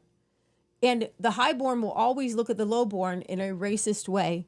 And it's very hard. You can't, like, we think it's almost totally foreign to us in America because you can climb your way up at anything. You can reinvent yourself. In Britain, it's harder because you have almost a tiny little caste system with how you're born, right? Highborn, I don't think it's quite understood. But in India, you can't crawl yourself out. You're just stuck. The caste system is, when you talk to people from India who have come out of it, even they struggle to grasp the difference. Mm-hmm. But like, I've spoken to Americans that have gone to India, and they're like, you don't understand. The caste system is very real, and the higher caste do not interact with love, respect, show care for at all. You are treated as if they are dung on the bottom of your shoe. And you know who talked about this? I think it was Tom Renz. Because I think he spent some time over there too. And he was just, we were at dinner with Bo Pony and Dr. Artis and Tom Renz and stuff. And the AGs, Banners for Freedom, Joy and Matt. And Tom was going into this experience, and I'm sitting there thinking like, what? Like, and he was like, you don't really get it. Like, these people are treated lower than low. And the reason why is that they believe that that's their lot in life. You can't step between somebody's lot in life. Right. Okay. And it becomes a dark thing. And so I saw a girl post yesterday because of this huge talk, and they're calling all the right-wing people racist because they don't want to bring in all the Indians. And I was making jokes of like, I don't want to go to 7-Eleven. They're dirty. I don't like them. They're all owned by Indians. And everybody knows that. They're just gross. Okay. They don't clean them. I don't know why. They just don't clean them. And we've got one down the street. I will not go in it. It's disgusting. The gas station is horrible. But my mom had a really great Indian kidney doctor, and she was absolutely amazing. Oh, she was amazing. And I think the one that works with Dr. Hyder is Indian. Yeah, and he's just wonderful. So I'm not painting that all Indians that way. But what I'm saying is if you have, and I know that there are people, not all Indians believe in the caste system, because the one that the doctor that works with Dr. Syed Hyder believes in inner healing. Hakeem believes in the goodness of all people. Believes in and so did my mom's kidney doctor.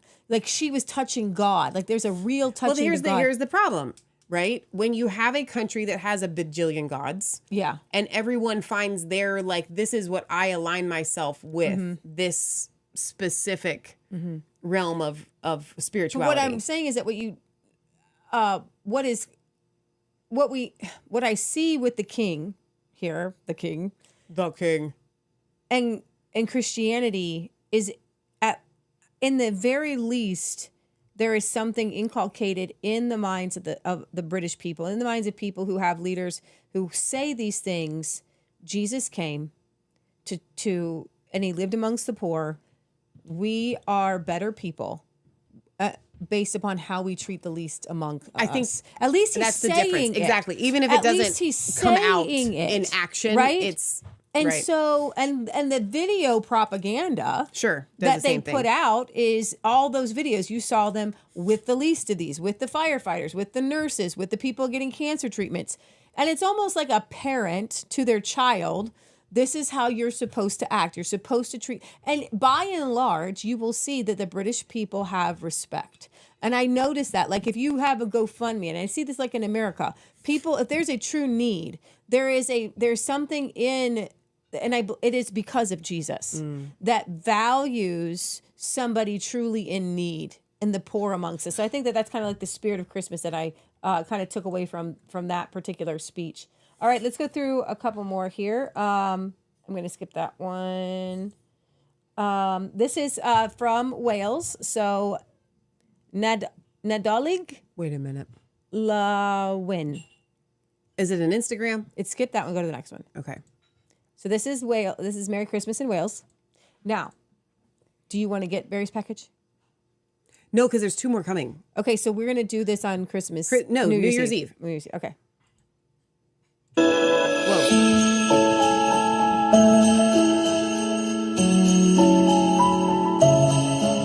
That's really pretty. Okay, you can skip the next one. Skip the next one. And then this is... Okay, Zurich. Okay, Christmas in Zurich. You know that looks like fake snow. It does. Whoa.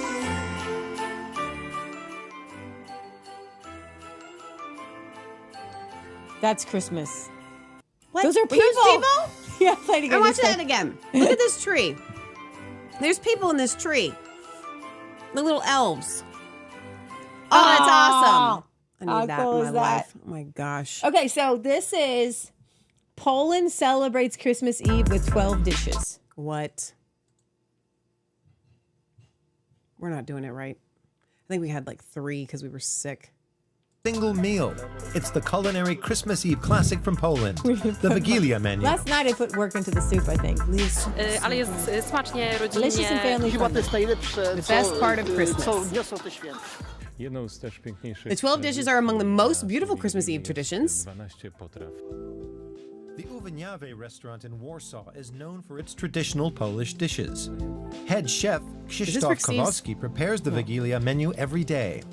This menu consists of 12 dishes that, according to tradition, correspond to the biblical Last Supper. Oh, cool. Each of the 12 dishes corresponds to a month of the year. In Catholic Poland, the association with the Last Supper of Jesus and the 12 apostles is especially widespread. This fish is a highlight of the Vigilia dinner. This dish, the first dish we prepare is sturgeon cooked sous vide. It was prepared ahead and vacuum cooked. What the heck is vacuum cooked? For an hour at 50 degrees Celsius. Now it is pan fried and then put in an oven for about 10 minutes. That's a lot of work for one piece of fish. Yeah, it is. Fish dishes are a mainstay of the Vigilia menu, while meat is never served. What? This goes back to pre-Christmas fasting. Christmas Eve comes before the main celebration. You could say that we abstain from meat in order to save it for Christmas Day. It is part of our tradition and part of our culture. A number of traditions surround the Polish Christmas menu. Many families only start the Vigilia meal when the first star appears in the sky, representing the birth of Jesus. This is followed by another tradition. One especially beautiful custom is the breaking of the bread. That is, the white bread, the wafer, is symbol of Christ, who was born in Bethlehem. Bethlehem means house of bread. We break the oblet and wish each other joy, love and kindness, but it is also a symbol of forgiveness. Before we sit down together at the Vigilia table, we forgive each other. We should do that. I forgive you is preparing one of the desserts. for all your sins known to you and unknown to you, to me. What? Another dish we are preparing today is the Vigilia kutia, a wheat pudding. We've boiled poppy seeds and mixed it with cooked wheat and nuts. Then we add various other nuts, sultans, and honey. Huh. It's no coincidence that poppy seeds are used in the dessert. The poppy is Poland's national flower, and its seeds are a staple of the cuisine. Time to serve the meal. The head chef takes a seat across from the restaurant manager, who gives us a brief description of the dishes. The first course is herbed mushroom pierogies, followed by herring with mushrooms, cream herring, and herring and linseed oil. Whoa. Add to that the sturgeon, salad, filled dumplings, various soups, and desserts. Beets. Do Polish families eat all these dishes on Christmas Eve in a restaurant or at home? I count myself extremely lucky that my wife trained at a catering school, and that's why we always cook for ourselves at home. I cook everything myself because my children know exactly what dishes they want and pretty much expect them. My mom rarely lets anyone else cook. She likes to do it all herself. It's always delicious and family friendly. My brother is coming with his wife and my sister and kids. If you find yourself in Poland before Christmas Eve and want to get into the festive spirit, you can also enjoy the sumptuous menu at a restaurant. Wow. Okay, so here's the next little clip from Poland market. Christmas market. Those look amazing. Those are like those little waffle things. Stop it. Like a big bag of them. Like, what are you going to do with that whole big bag? All right, you can skip the next one because she kind of breaks it down. Here is another one on Poland because Poland's very Christmassy. Welcome to Wrocław. I'm Ava Zubek and I'm so excited to be here with you today because Wrocław is my hometown and I believe one of the most underrated cities in all of Poland. As you can probably see behind me, we've got the Christmas market happening here right now, and I promise we will come back here later on in the episode. But first, I want to show you what you can get up to in Wrocław year-round, anytime you come here. I'm so excited. This is DW Travel in Wrocław.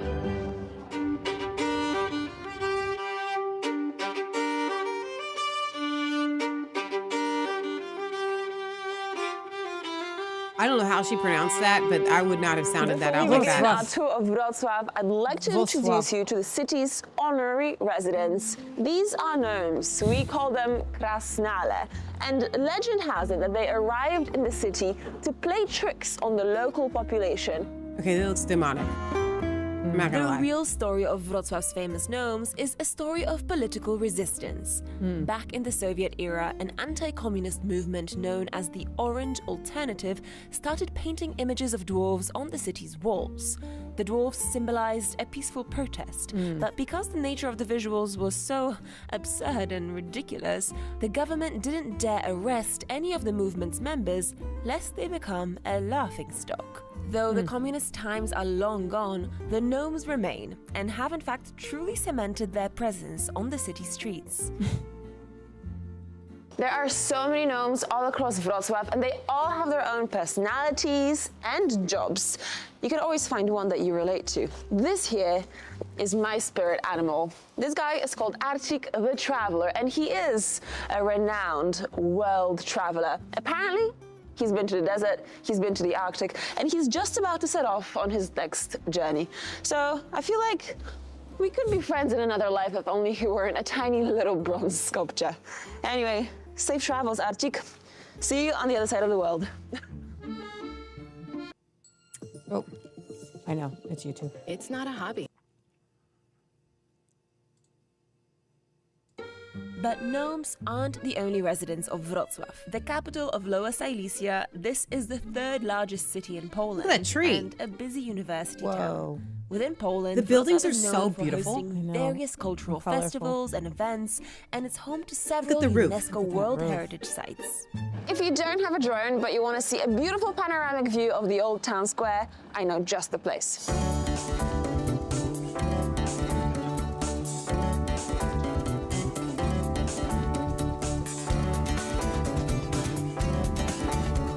We finally made it. Now imagine being here on this bridge back in the 15th century when it was originally Wow. built. What? It was built in the 1400s. Oh my gosh.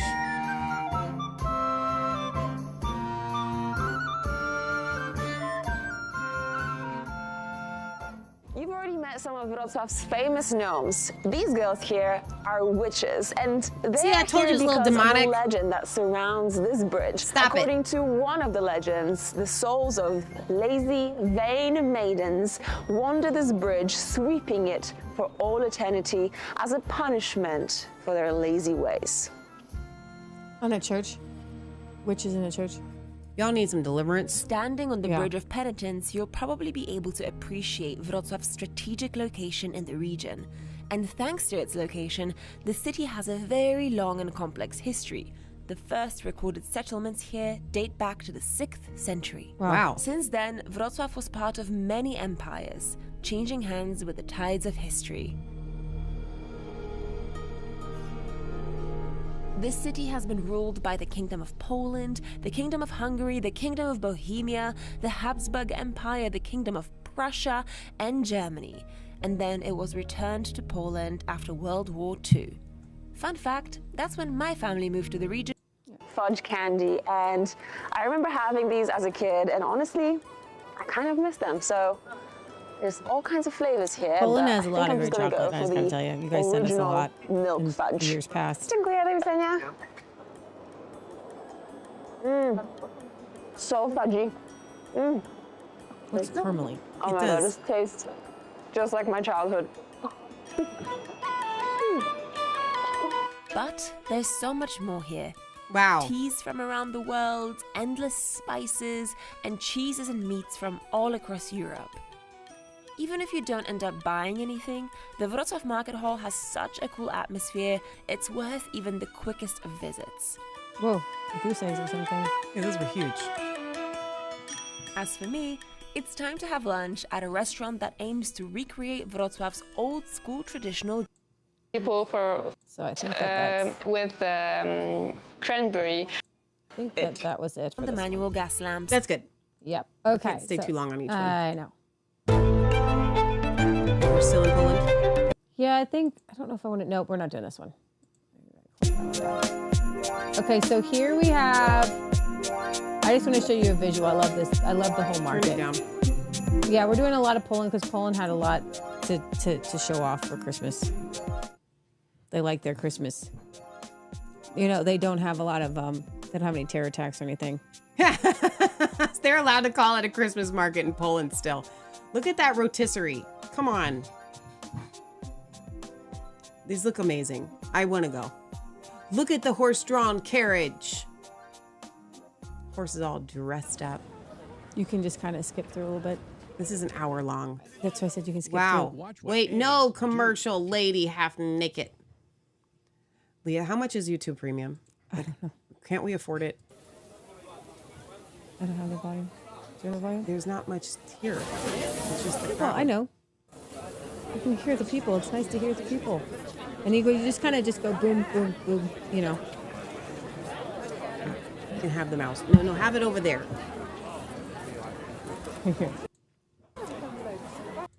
You know what I think people watch our show? Because either they didn't have siblings and they want to know what it was like, or they did and they appreciate the siblingness of us. Market. This looks so much fun. We don't really have anything like this. We had like a little tiny market in Cincinnati, but we didn't go to it. It's not. Look at the church. I wanted to go to the Christmas market. I don't know what happened. It's not like this. No, but it's something. Okay. Nothing's like this. It's Poland. No, but there is. It's around. Where am I at now? That's so loud. Oh my gosh. You did that, and all of a sudden I thought there was like demons screaming in my ear. Oh, this is Tokyo. This is Japan. But I think that's got to be fake snow. So that's Japan. This was Christmas in Argentina. So obviously it's very hot there. So that's Argentina. Yeah, they're having like cold foods. Hello, YouTube. So this I thought was, what would Christmas be like in Australia? It's probably they're swimming in the beach pretty much. Here with some Australian information for you today. Today I'm going to answer the question that I get asked all the time, which is, what is Christmas like in Australia?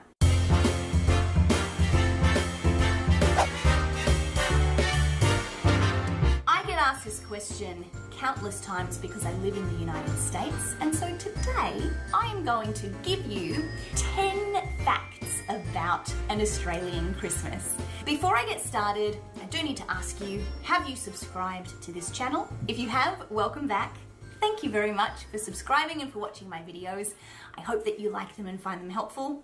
And if you haven't subscribed, please consider. It is hot. Australia is in the southern hemisphere, putting it right at the bottom of the map. It's their summer. That means that when the top of the map has cold weather, the bottom of the map has warm weather. So Christmas actually falls right in the middle of an Australian summer. And actually Christmas Day is very close to the longest day of the year. As you know, summer days are longer. So it'll get light, well, I don't know, 5 a.m. maybe. Wow. And it'll get dark usually at about 9-ish, depending on which part of the country you're in. So, hot weather at Christmas time. What this means, bringing us to number 2 on this list, is that Christmas actually coincides with school summer holidays. So the summer holidays, much like in other countries, the summer break or the summer vacation is the longest. You go on holidays, you've got about a week of mad Christmas preparation with your family. Then you have Christmas Day, get your presents, and you have all summer holidays to play with them. This was one of the best things about growing up as a kid in Australia. Very fun to play with your toys for the whole summer holiday. Number 3, I've written down gotta find something good about it. But there's a few things within this topic. Obviously, as far as movies and things are concerned and the way that other parts of the world might celebrate, a lot of the decorations revolve around snow. We still do all of those things. All of the decorations that are traditional Christmas decorations in other countries, Australia will still do the same things. Put up a Christmas tree. We used to get like fake snow in a can and spray it on the windows. We did that too, though. Like frost on the windows. Pain in the bum to get off after Christmas. We only did it for a couple of years before my mum vetoed that idea. Families might throw cotton wool at the tree to simulate snow, or there might be fake snow at a big Christmas event or something like that. So Yes, snow is still incorporated into the Christmas decor, even though it's hot at Christmas time. I don't know if this is a thing in the whole country, but certainly in South Australia, we actually go to a Christmas tree farm to chop down a tree. And again, I'm sure that that's not a standard. I'm sure that that is just one option of Christmas trees that you have living in Australia. So some people might have a fake tree from the shop. Some people might go to a hardware store or a garden nursery shop and buy a tree that's already been chopped down. Decorate them. No, that makes sense though, right? Because like in winter, if you want to do like a summery palm tree thing, you would do it. Where they specifically grow a certain type of tree all But it's a cedar tree. And then you pay them some money. And Tell then me you that's go not out and their you Christmas. chop down No, a tree, that's a little you different. drag it home. You're right, it's So not a cedar when tree. you get home, this is very important. My husband was horrified the first time he saw us do this. This is how to get in shape fast. If you want to drop. Oh, stop it. You have literally taken a tree from a foresty or a bush type area. When you get it home, you've got to spray that thing down so that all of the spiders die. I'm sorry to people who like spiders, but if you don't do that, then when you put the presents underneath it, you're probably going to get spiders in your Christmas presents. And that's not really fun when you're 6. Never happened to us because we sprayed the tree down. Essentially, you spray it down outside before you take it into the house, leave it 10 minutes, give it a good shake, and you see all the fall off. It's a bit barbaric, isn't it? For number 4, That's a different thing.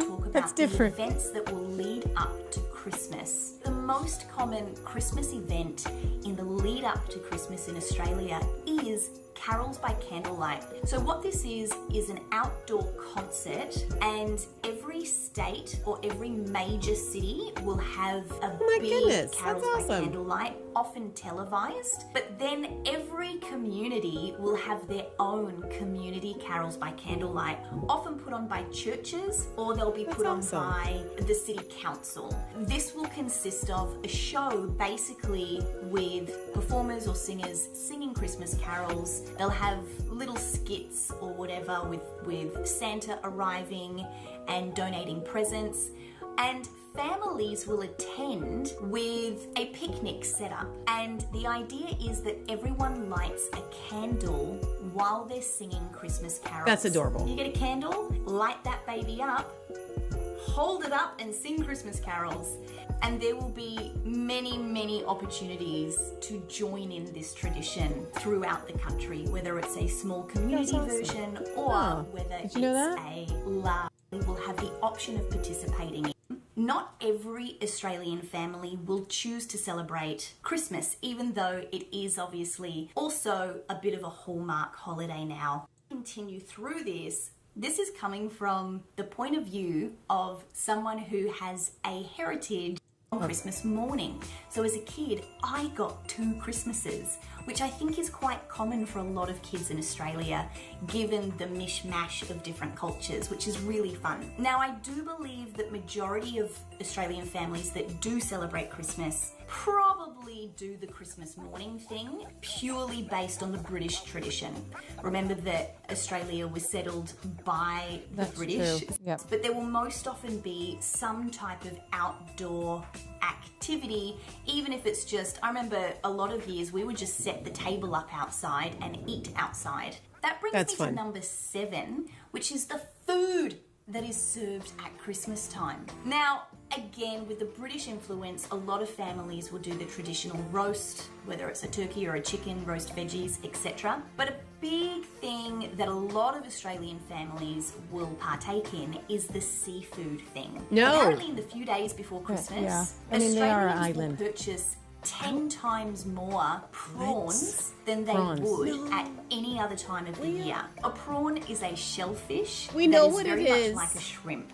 We don't have shrimp in Australia. Generally, we have prawns. They're delicious. You can barbecue them, but often they will be served in the form of a prawn cocktail, which is cold. Other things that families might choose to eat on Christmas Day, anything you can barbecue. So for an Australian, that would look like snags or sausages, rissoles or meat patties. You're going to have hamburgers and hot dogs for Christmas. Because they just like the barbecue. Or trifle. Bloody shrimp on And the of barbie. course, summertime drinks. Beer is for Christmas and or two or Okay, Okay, that's good. so that's interesting. They're from Australia. Okay, sorry. Where are we at here? Okay, this is Christmases around the world. This is just So live. this was cool. I thought this was funny. This person has like a YouTube channel, and it's just like live Christmas markets around the world. So like, we can go back. Or It we just can't. goes for hours. Yeah. So you could just put this up on your TV. Like here we're in Hungary, right? That is hilarious. Stop it. USA. This is awesome. France.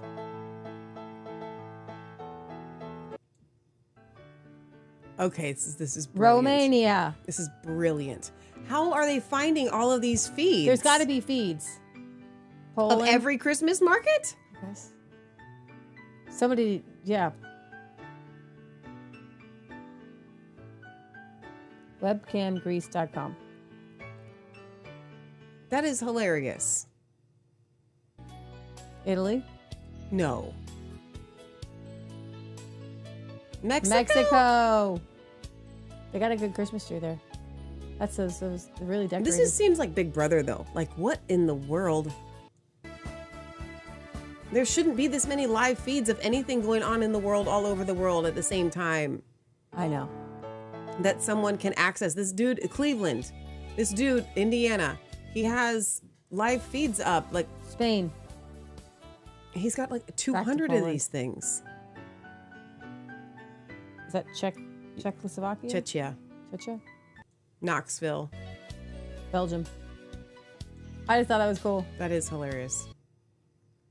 All right. How about Bethlehem? Literally.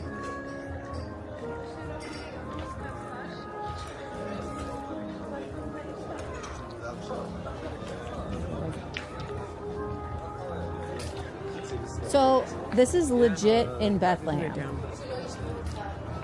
So I know a lot of people.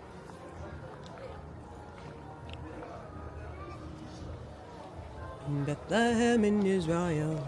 That's what I think of. Oh, wow. Greek Orthodox Church of Annunciation.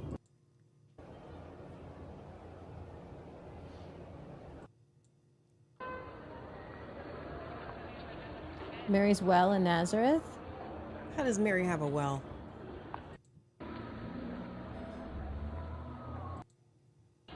Old So City they're of they're Nazareth. there during the day, but it looks like there's a lot of lights. It's probably really pretty at night. Basilica of the Annunciation. Oh, wow. Little decorations in there. If I were to die tomorrow, Yep. You're not going to die tomorrow. Dr. Oz, you're part of the government now. That's Dr. Oz. Dr. Oz, I mean.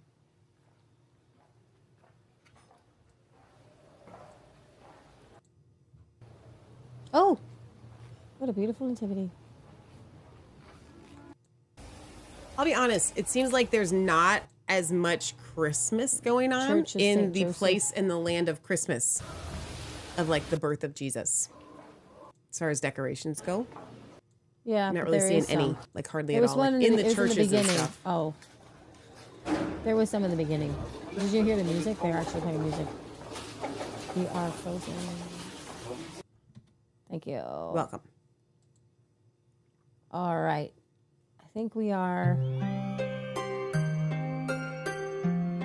Now this is just an overview. Across the globe, Yeah. as the year draws to a close and the days grow shorter, a palpable sense of anticipation fills the air. It is a time of celebration, of family and friends, of ancient traditions passed down through generations. From the snow-laden forests of the north to the sun-drenched islands of the south, the spirit of Christmas touches every corner of our planet. Join us now as we embark on a festive voyage, a journey to discover the unique and enchanting ways Christmas is celebrated around the world. We will encounter curious customs, heartwarming stories, and a Who's let this collage one play? illuminate the Christmas season. So fasten your seatbelts and prepare to be transported to a world of festive wonder. He's building this up to be pretty good. No. The 13 Yule lads and Christmas trolls. What is with all? See, this is the problem I have with the little demons. Well, that's the Yule type. Iceland, I know. a country where volcanic landscapes meet glaciers and the aurora borealis dances across the winter sky. Here, Christmas traditions are as captivating and unique as the environment itself. While much of the world awaits the arrival of a jolly old man in a red suit, Iceland boasts a rather more mischievous cast of characters, the 13 Yule lads. These mischievous trolls descend from the mountains during the 13 days leading up to Christmas, each with their own quirky personality and penchant for mischief. There's Stekjostar, the sheep-cowering prankster, and Giljagar, who hides in gullies, waiting to guzzle unsuspecting households' milk. Then there's Skirgamer, really terrible. the Sky yogurt enthusiast, and Potaskfil, who makes off with any unattended pots and pans. See, this is how this definitely has the Halloween feel to it, right? Bring a unique brand so this is of where festive I can see cheer to Icelandic homes. And the tricks. And the tricks. The Halloween tricks. Right. So But the devil fear has not, the same MO. These Yule lads aren't all bad. Each night, children leave their shoes by the windowsill, and if they've been good, they'll wake to find a small gift left behind by the visiting Yule lad. However, those who have been naughty might find a less desirable present, a rotten potato. What? This playful tradition adds an element No, of rotten potatoes are anticipation and nasty. excitement to the days leading up to Christmas in Iceland.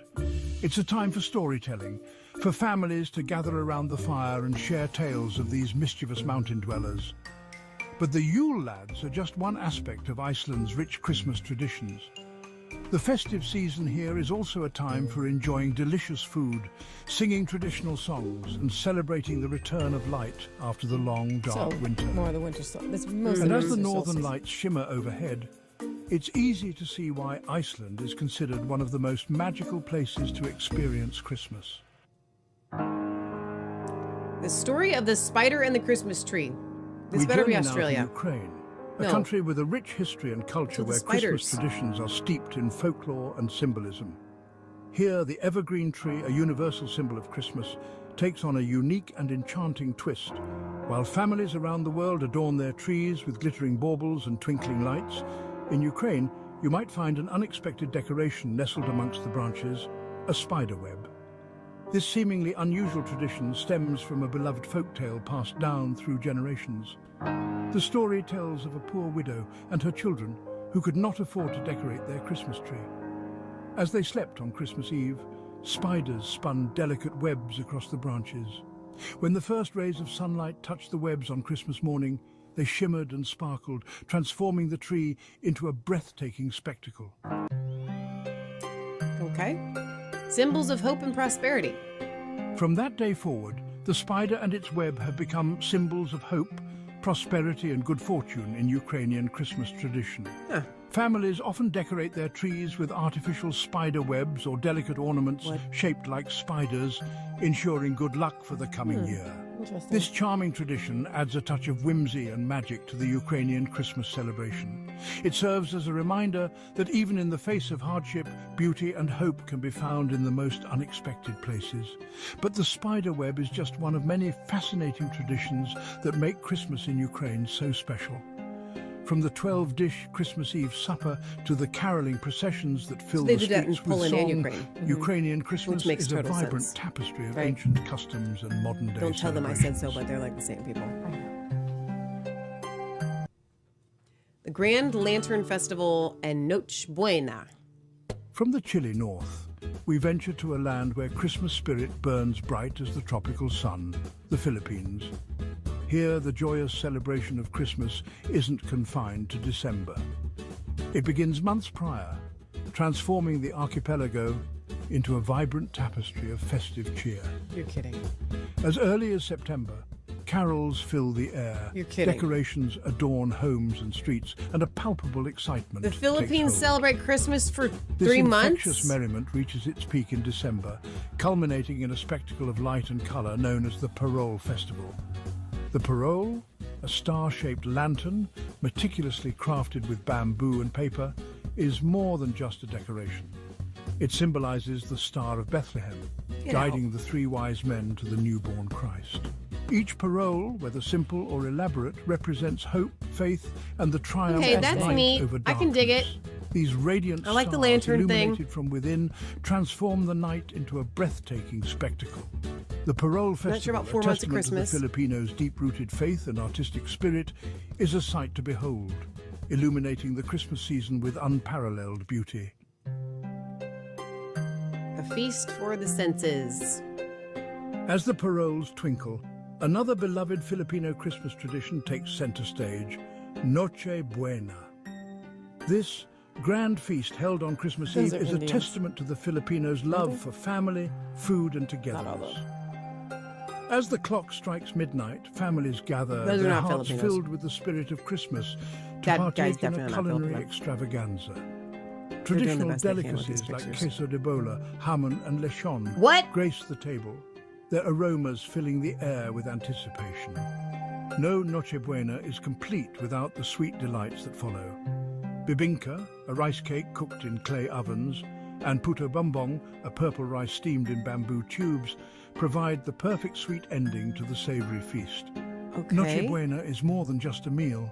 It is a celebration of life, love, None of these people and the are blessings of the season. It is a time for families and friends to come together, share stories, and create memories that will last a lifetime. Las Posadas and the Christmas. Our festive Parade. journey now takes us south to Mexico, a land known for its vibrant culture and spirited celebrations. Here, Christmas unfolds through a unique 9-day tradition known as Las Posadas, meaning the inns or lodgings. Beginning on December 16th, Las Posadas Okay, that's creepy. reenacts Mary and Joseph's arduous journey to Bethlehem in search of shelter. Participants, often dressed in biblical costumes, Okay, form but processions, with the carrying images of Mary and Joseph, facial and coverings moving is from house weird. to house, seeking lodging as Mary and Joseph did. At each home, they sing traditional songs, with the innkeepers inside initially refusing them shelter, echoing the biblical story. Finally, they arrive at a designated home, where the doors are opened, and the weary travellers are welcomed with open arms. This moving tradition fosters a sense of community, reminding everyone of the true meaning of Christmas: compassion, generosity, and the importance of welcoming the stranger.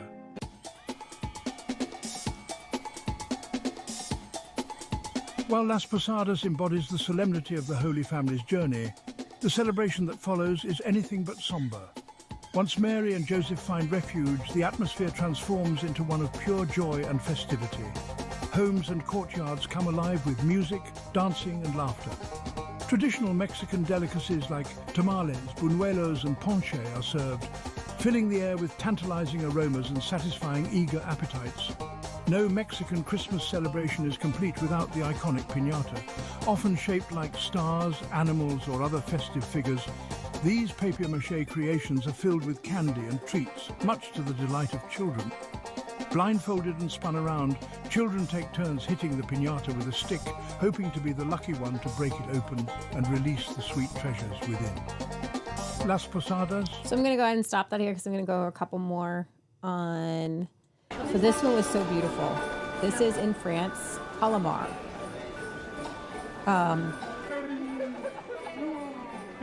Actually chilly there. Very Christmassy. Probably turn down a little.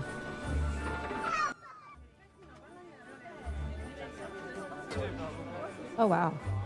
That's a lot of lights. This is very decorated. This is beautiful. Oh my gosh, look at those buildings. So here's the thing that I want to know. Oh my goodness Leah Faith. gracious. Why? I have watched countless Hallmark movies of Christmas markets. Why are there... How come we've never been to one? Like one time in our whole life. We don't have them. These are well, all Cincinnati's overseas. had one a couple of years It's in not a row, great and that one. I'm just saying that every Hallmark movie is in the United we States. went to Waynesville. I mean, we don't have them. Why don't we have a Christmas market? I don't know. We don't have things like that. There's a Christmas village, but it's not a Christmas market. There's a difference. You know what I mean? I want to go.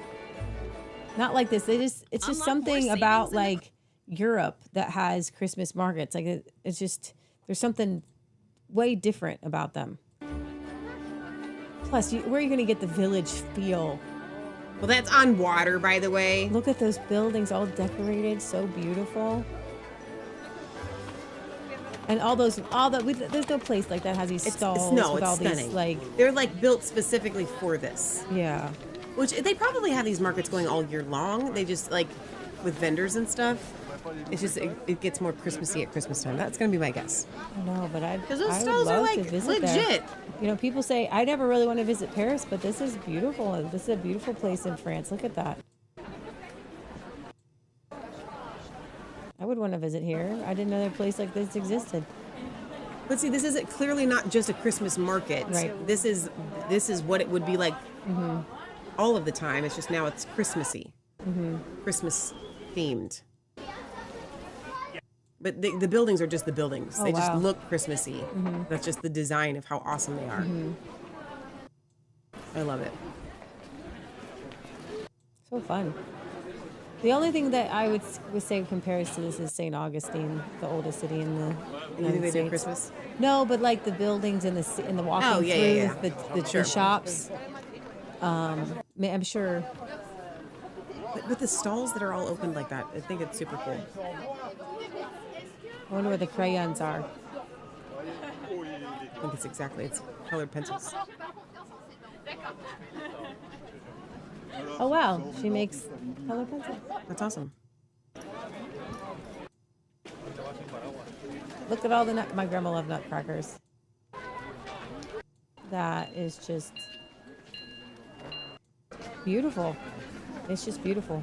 Very peaceful. So France has something going for it besides defecation in the streets and homelessness. Yeah. So this couple, where did they go? The world's largest Vienna Christmas market. Now see, turn that down, will you?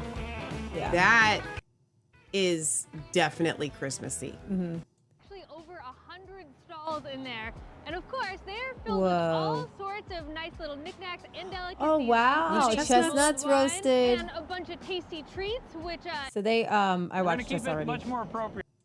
Holiday episode of South Park. We watch it every year. Market drink, and it'll knock you out. They got this spice punch, that kind of Capri kinda Sun like is a what it tastes spice. like, really. And it's sweet and delicious, and gonna put me in a sugar coma and a booze coma and a Christmas coma, really. We saw people walking around earlier with an adorable little red boot, not just a mug with the mark. But some people do believe this is the largest. And of course, you guys saw that they have all those different stalls, over 100 of them, but they also have this gigantic skating rink, which is part of it, and it is huge. And it's not a regular skating rink, it's got like paths and stuff. Stop it. I mean, they have a Ferris wheel, they have everything. I guess if you're going based on all of the things that are here, then it might be the biggest. But as far as the stalls go in the market itself, maybe we've been to bigger. Well, it all blurs together for me now. We've been to so many Christmas market, and it turns out it has all the delicious food that we have been on the search for. I'm getting very hungry and very happy.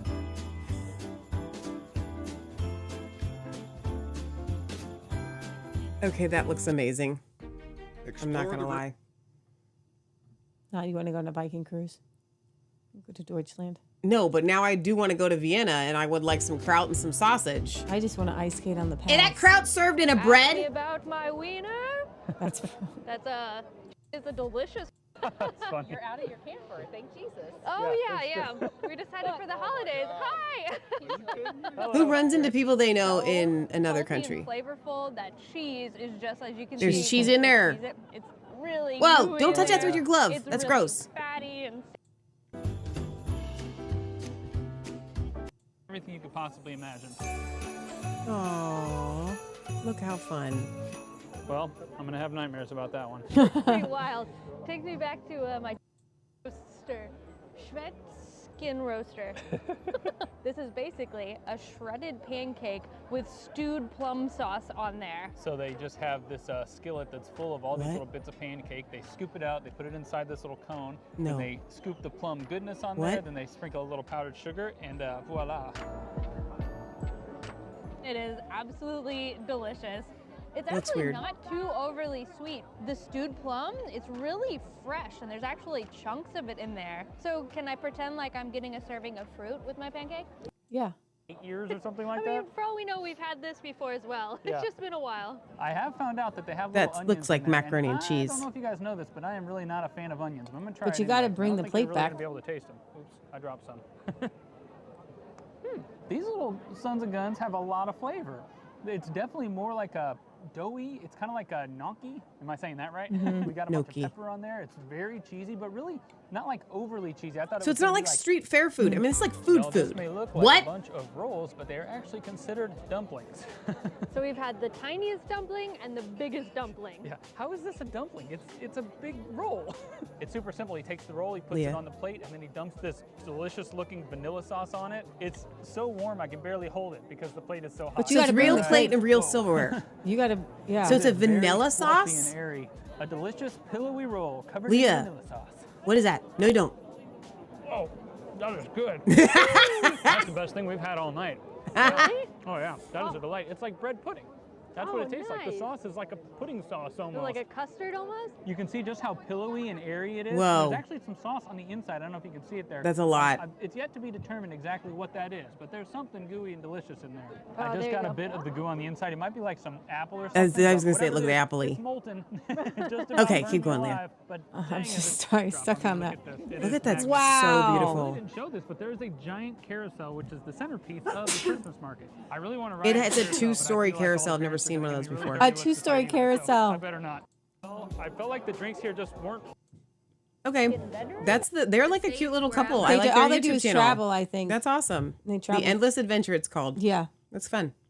Therapy has always No, you don't need therapy. You need No, Jesus. this is why we're doing this. This is our therapy. You don't have to. You can partake. Just go watch Christmas Around the World. Rome. Oh, this is the one. This is the video you sent me to start with. Paris. What is that? That's a little creepy. Marionettes. Dogs fighting over sausages. That's cute.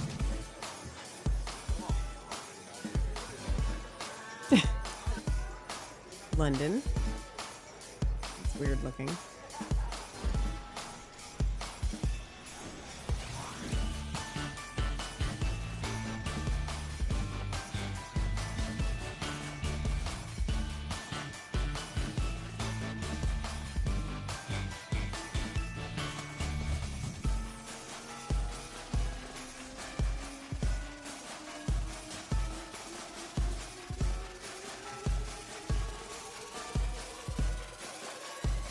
Sophia. I don't even know where Sophia is.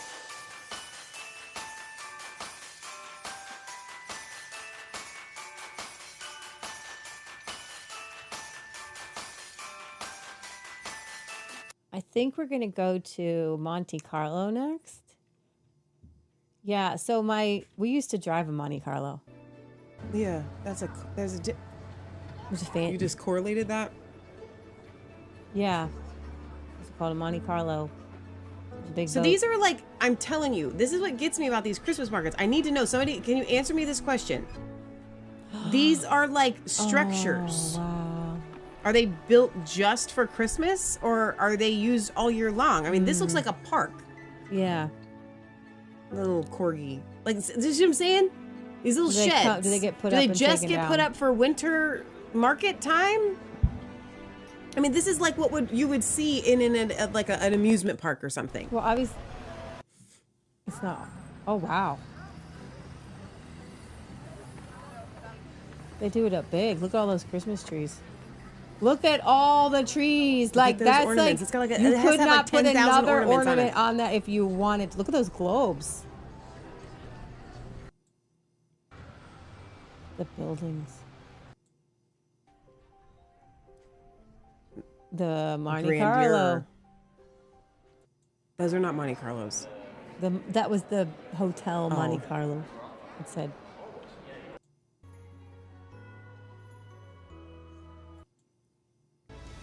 They actually do a pretty good job of winterizing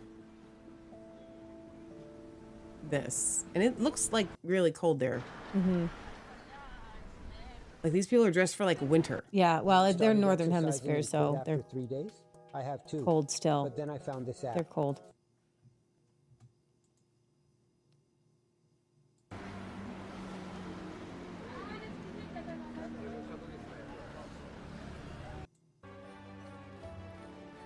Oh, it's definitely colder. Oh, wow, how fun. See, I'm telling you, they're setting this up like a carnival. It probably lasts for like 2 months. Oh, wow, that looks fun.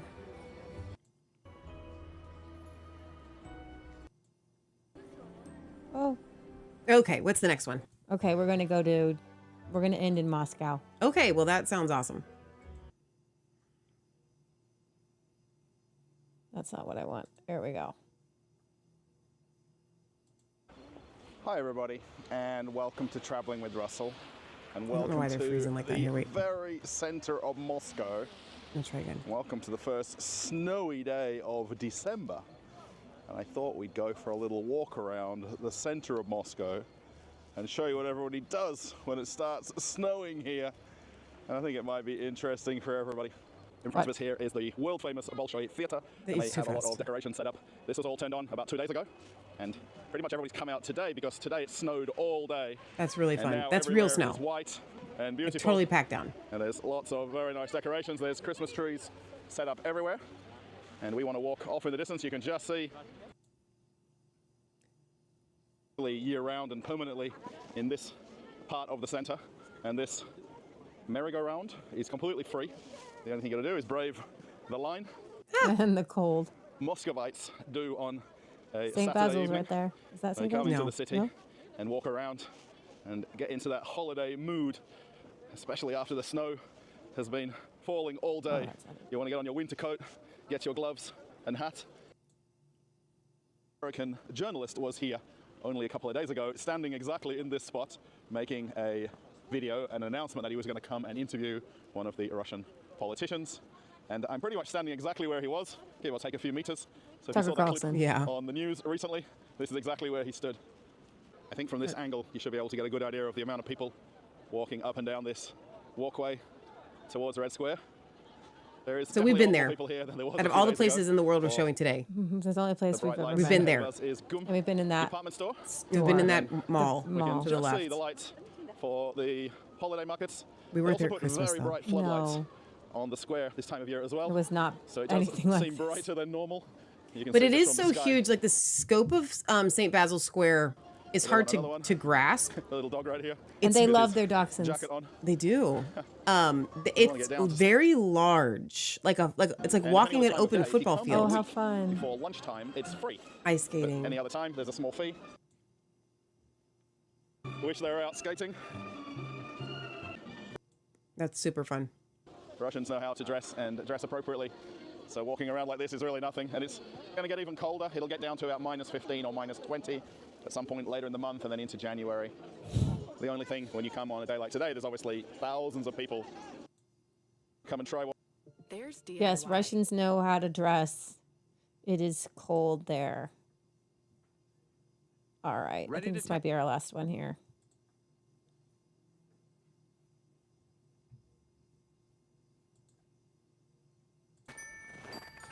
So this is just a little bit. Oh, this is Moscow. Really, I really love their think they- decorations. I mean, what it would take to make that up. That this is something that Russia does very well. And I'm not saying that Russia's the only one that does it well. America does not.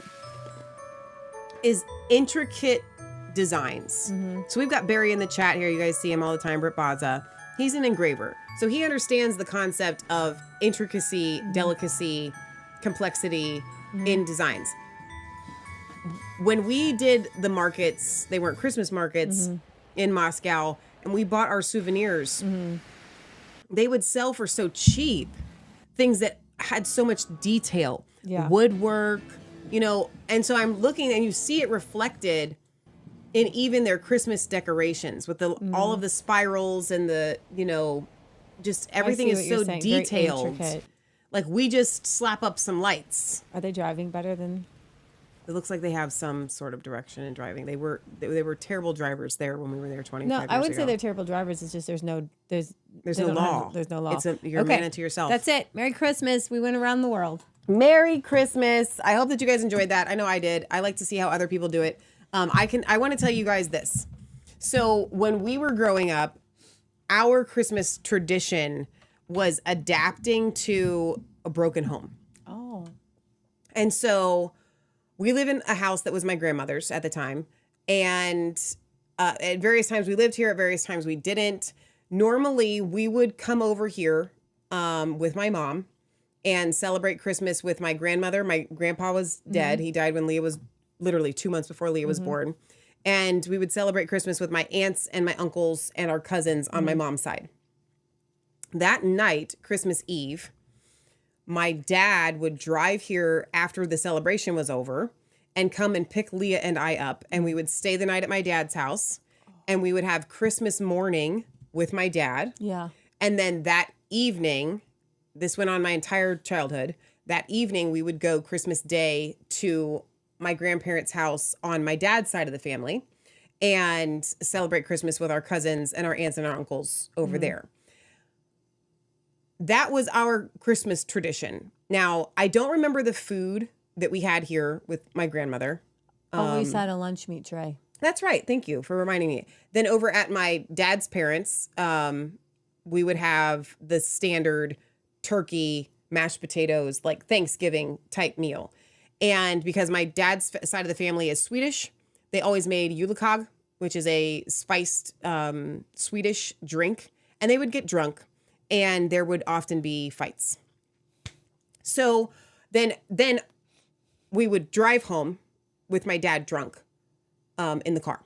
So our Christmas traditions of our childhood are not that great because we never got to spend Christmas morning with my mom. We would do, I think, Christmas morning, Christmas Eve morning. Not until we were adults. And so when we moved out to Oklahoma, the first year we came back here for Christmas and my mom spent Christmas alone. It's the worst decision Leah and I ever made, but we were highly influenced. And from that moment on, from I think I was 16, from the Christmas of me being 16, I vowed I would never spend another Christmas out without my mom. And then we started developing new traditions.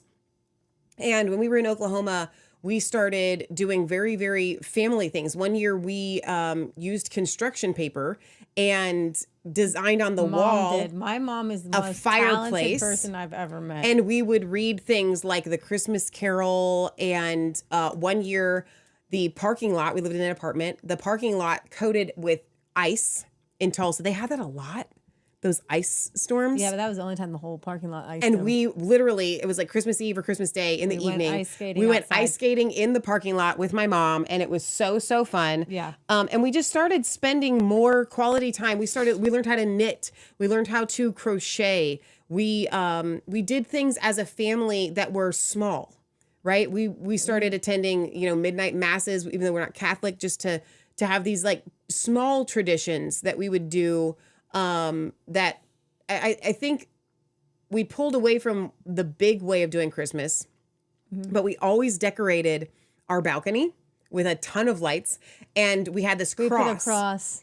We built this cross. It was big. It was like the size of the balcony, and we'd drop it down and hang it. And a couple of years, they would do competitions, and our balcony always won. We decorated our whole hallway right outside of our door. So we've always done Christmas and celebrated it with such joy. And then with our mom, then we started just doing the standard Thanksgiving meal type Christmas. And I have to tell you that,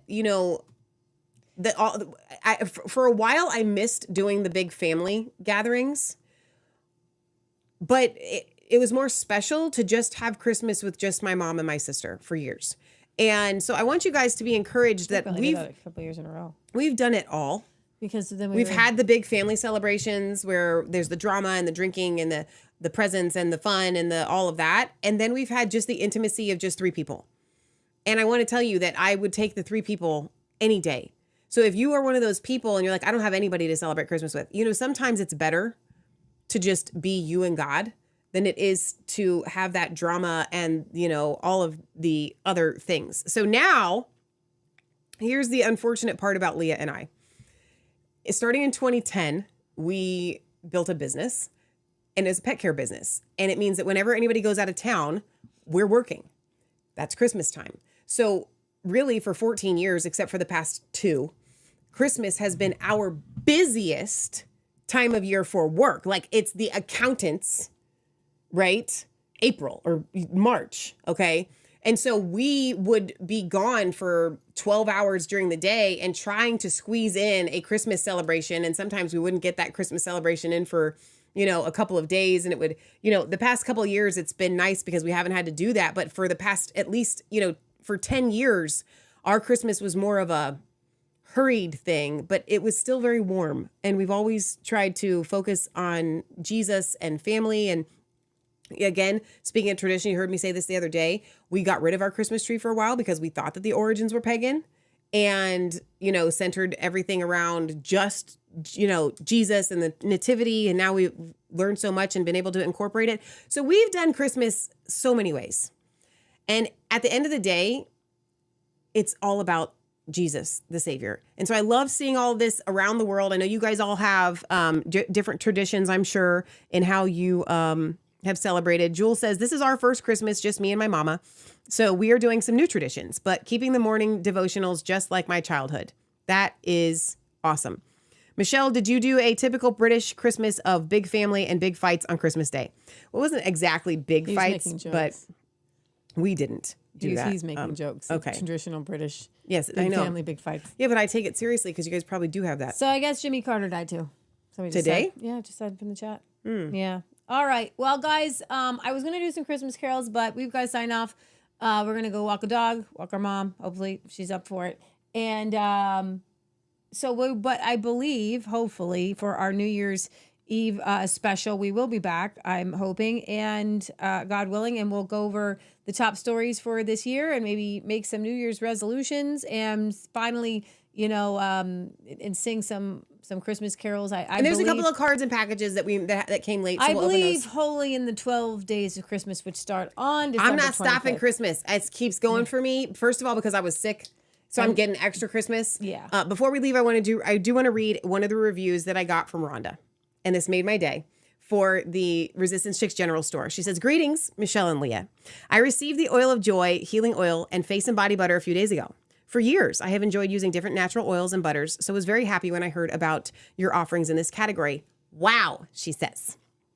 I'm already in love with your products. They truly are unique and special. I live in Arizona, which is extra tough on my naturally dry skin. The Face and Body Butter has already made a real difference in the comfort and texture of my skin, and the scent is perfect. It is subtle, yet warm and inviting. The Oil of Joy, this one right here, has been an unexpected blessing. The scent is complex and lovely, like nothing I've smelled before in this category. Over the last few days, I've noticed a difference in the grief and sadness I've been dealing with. Such a comfort. Thank you for creating these products with such love. It shows. And the labels are adorable. I highly recommend these products. Your sister in Christ, Rhonda. Rhonda from Arizona, thank you so much for that. I had a huge smile on my face when I read it, and I loved your testimonial there. It made my day. So if you guys want to experience that, you can go to shop.resistancechicks.com.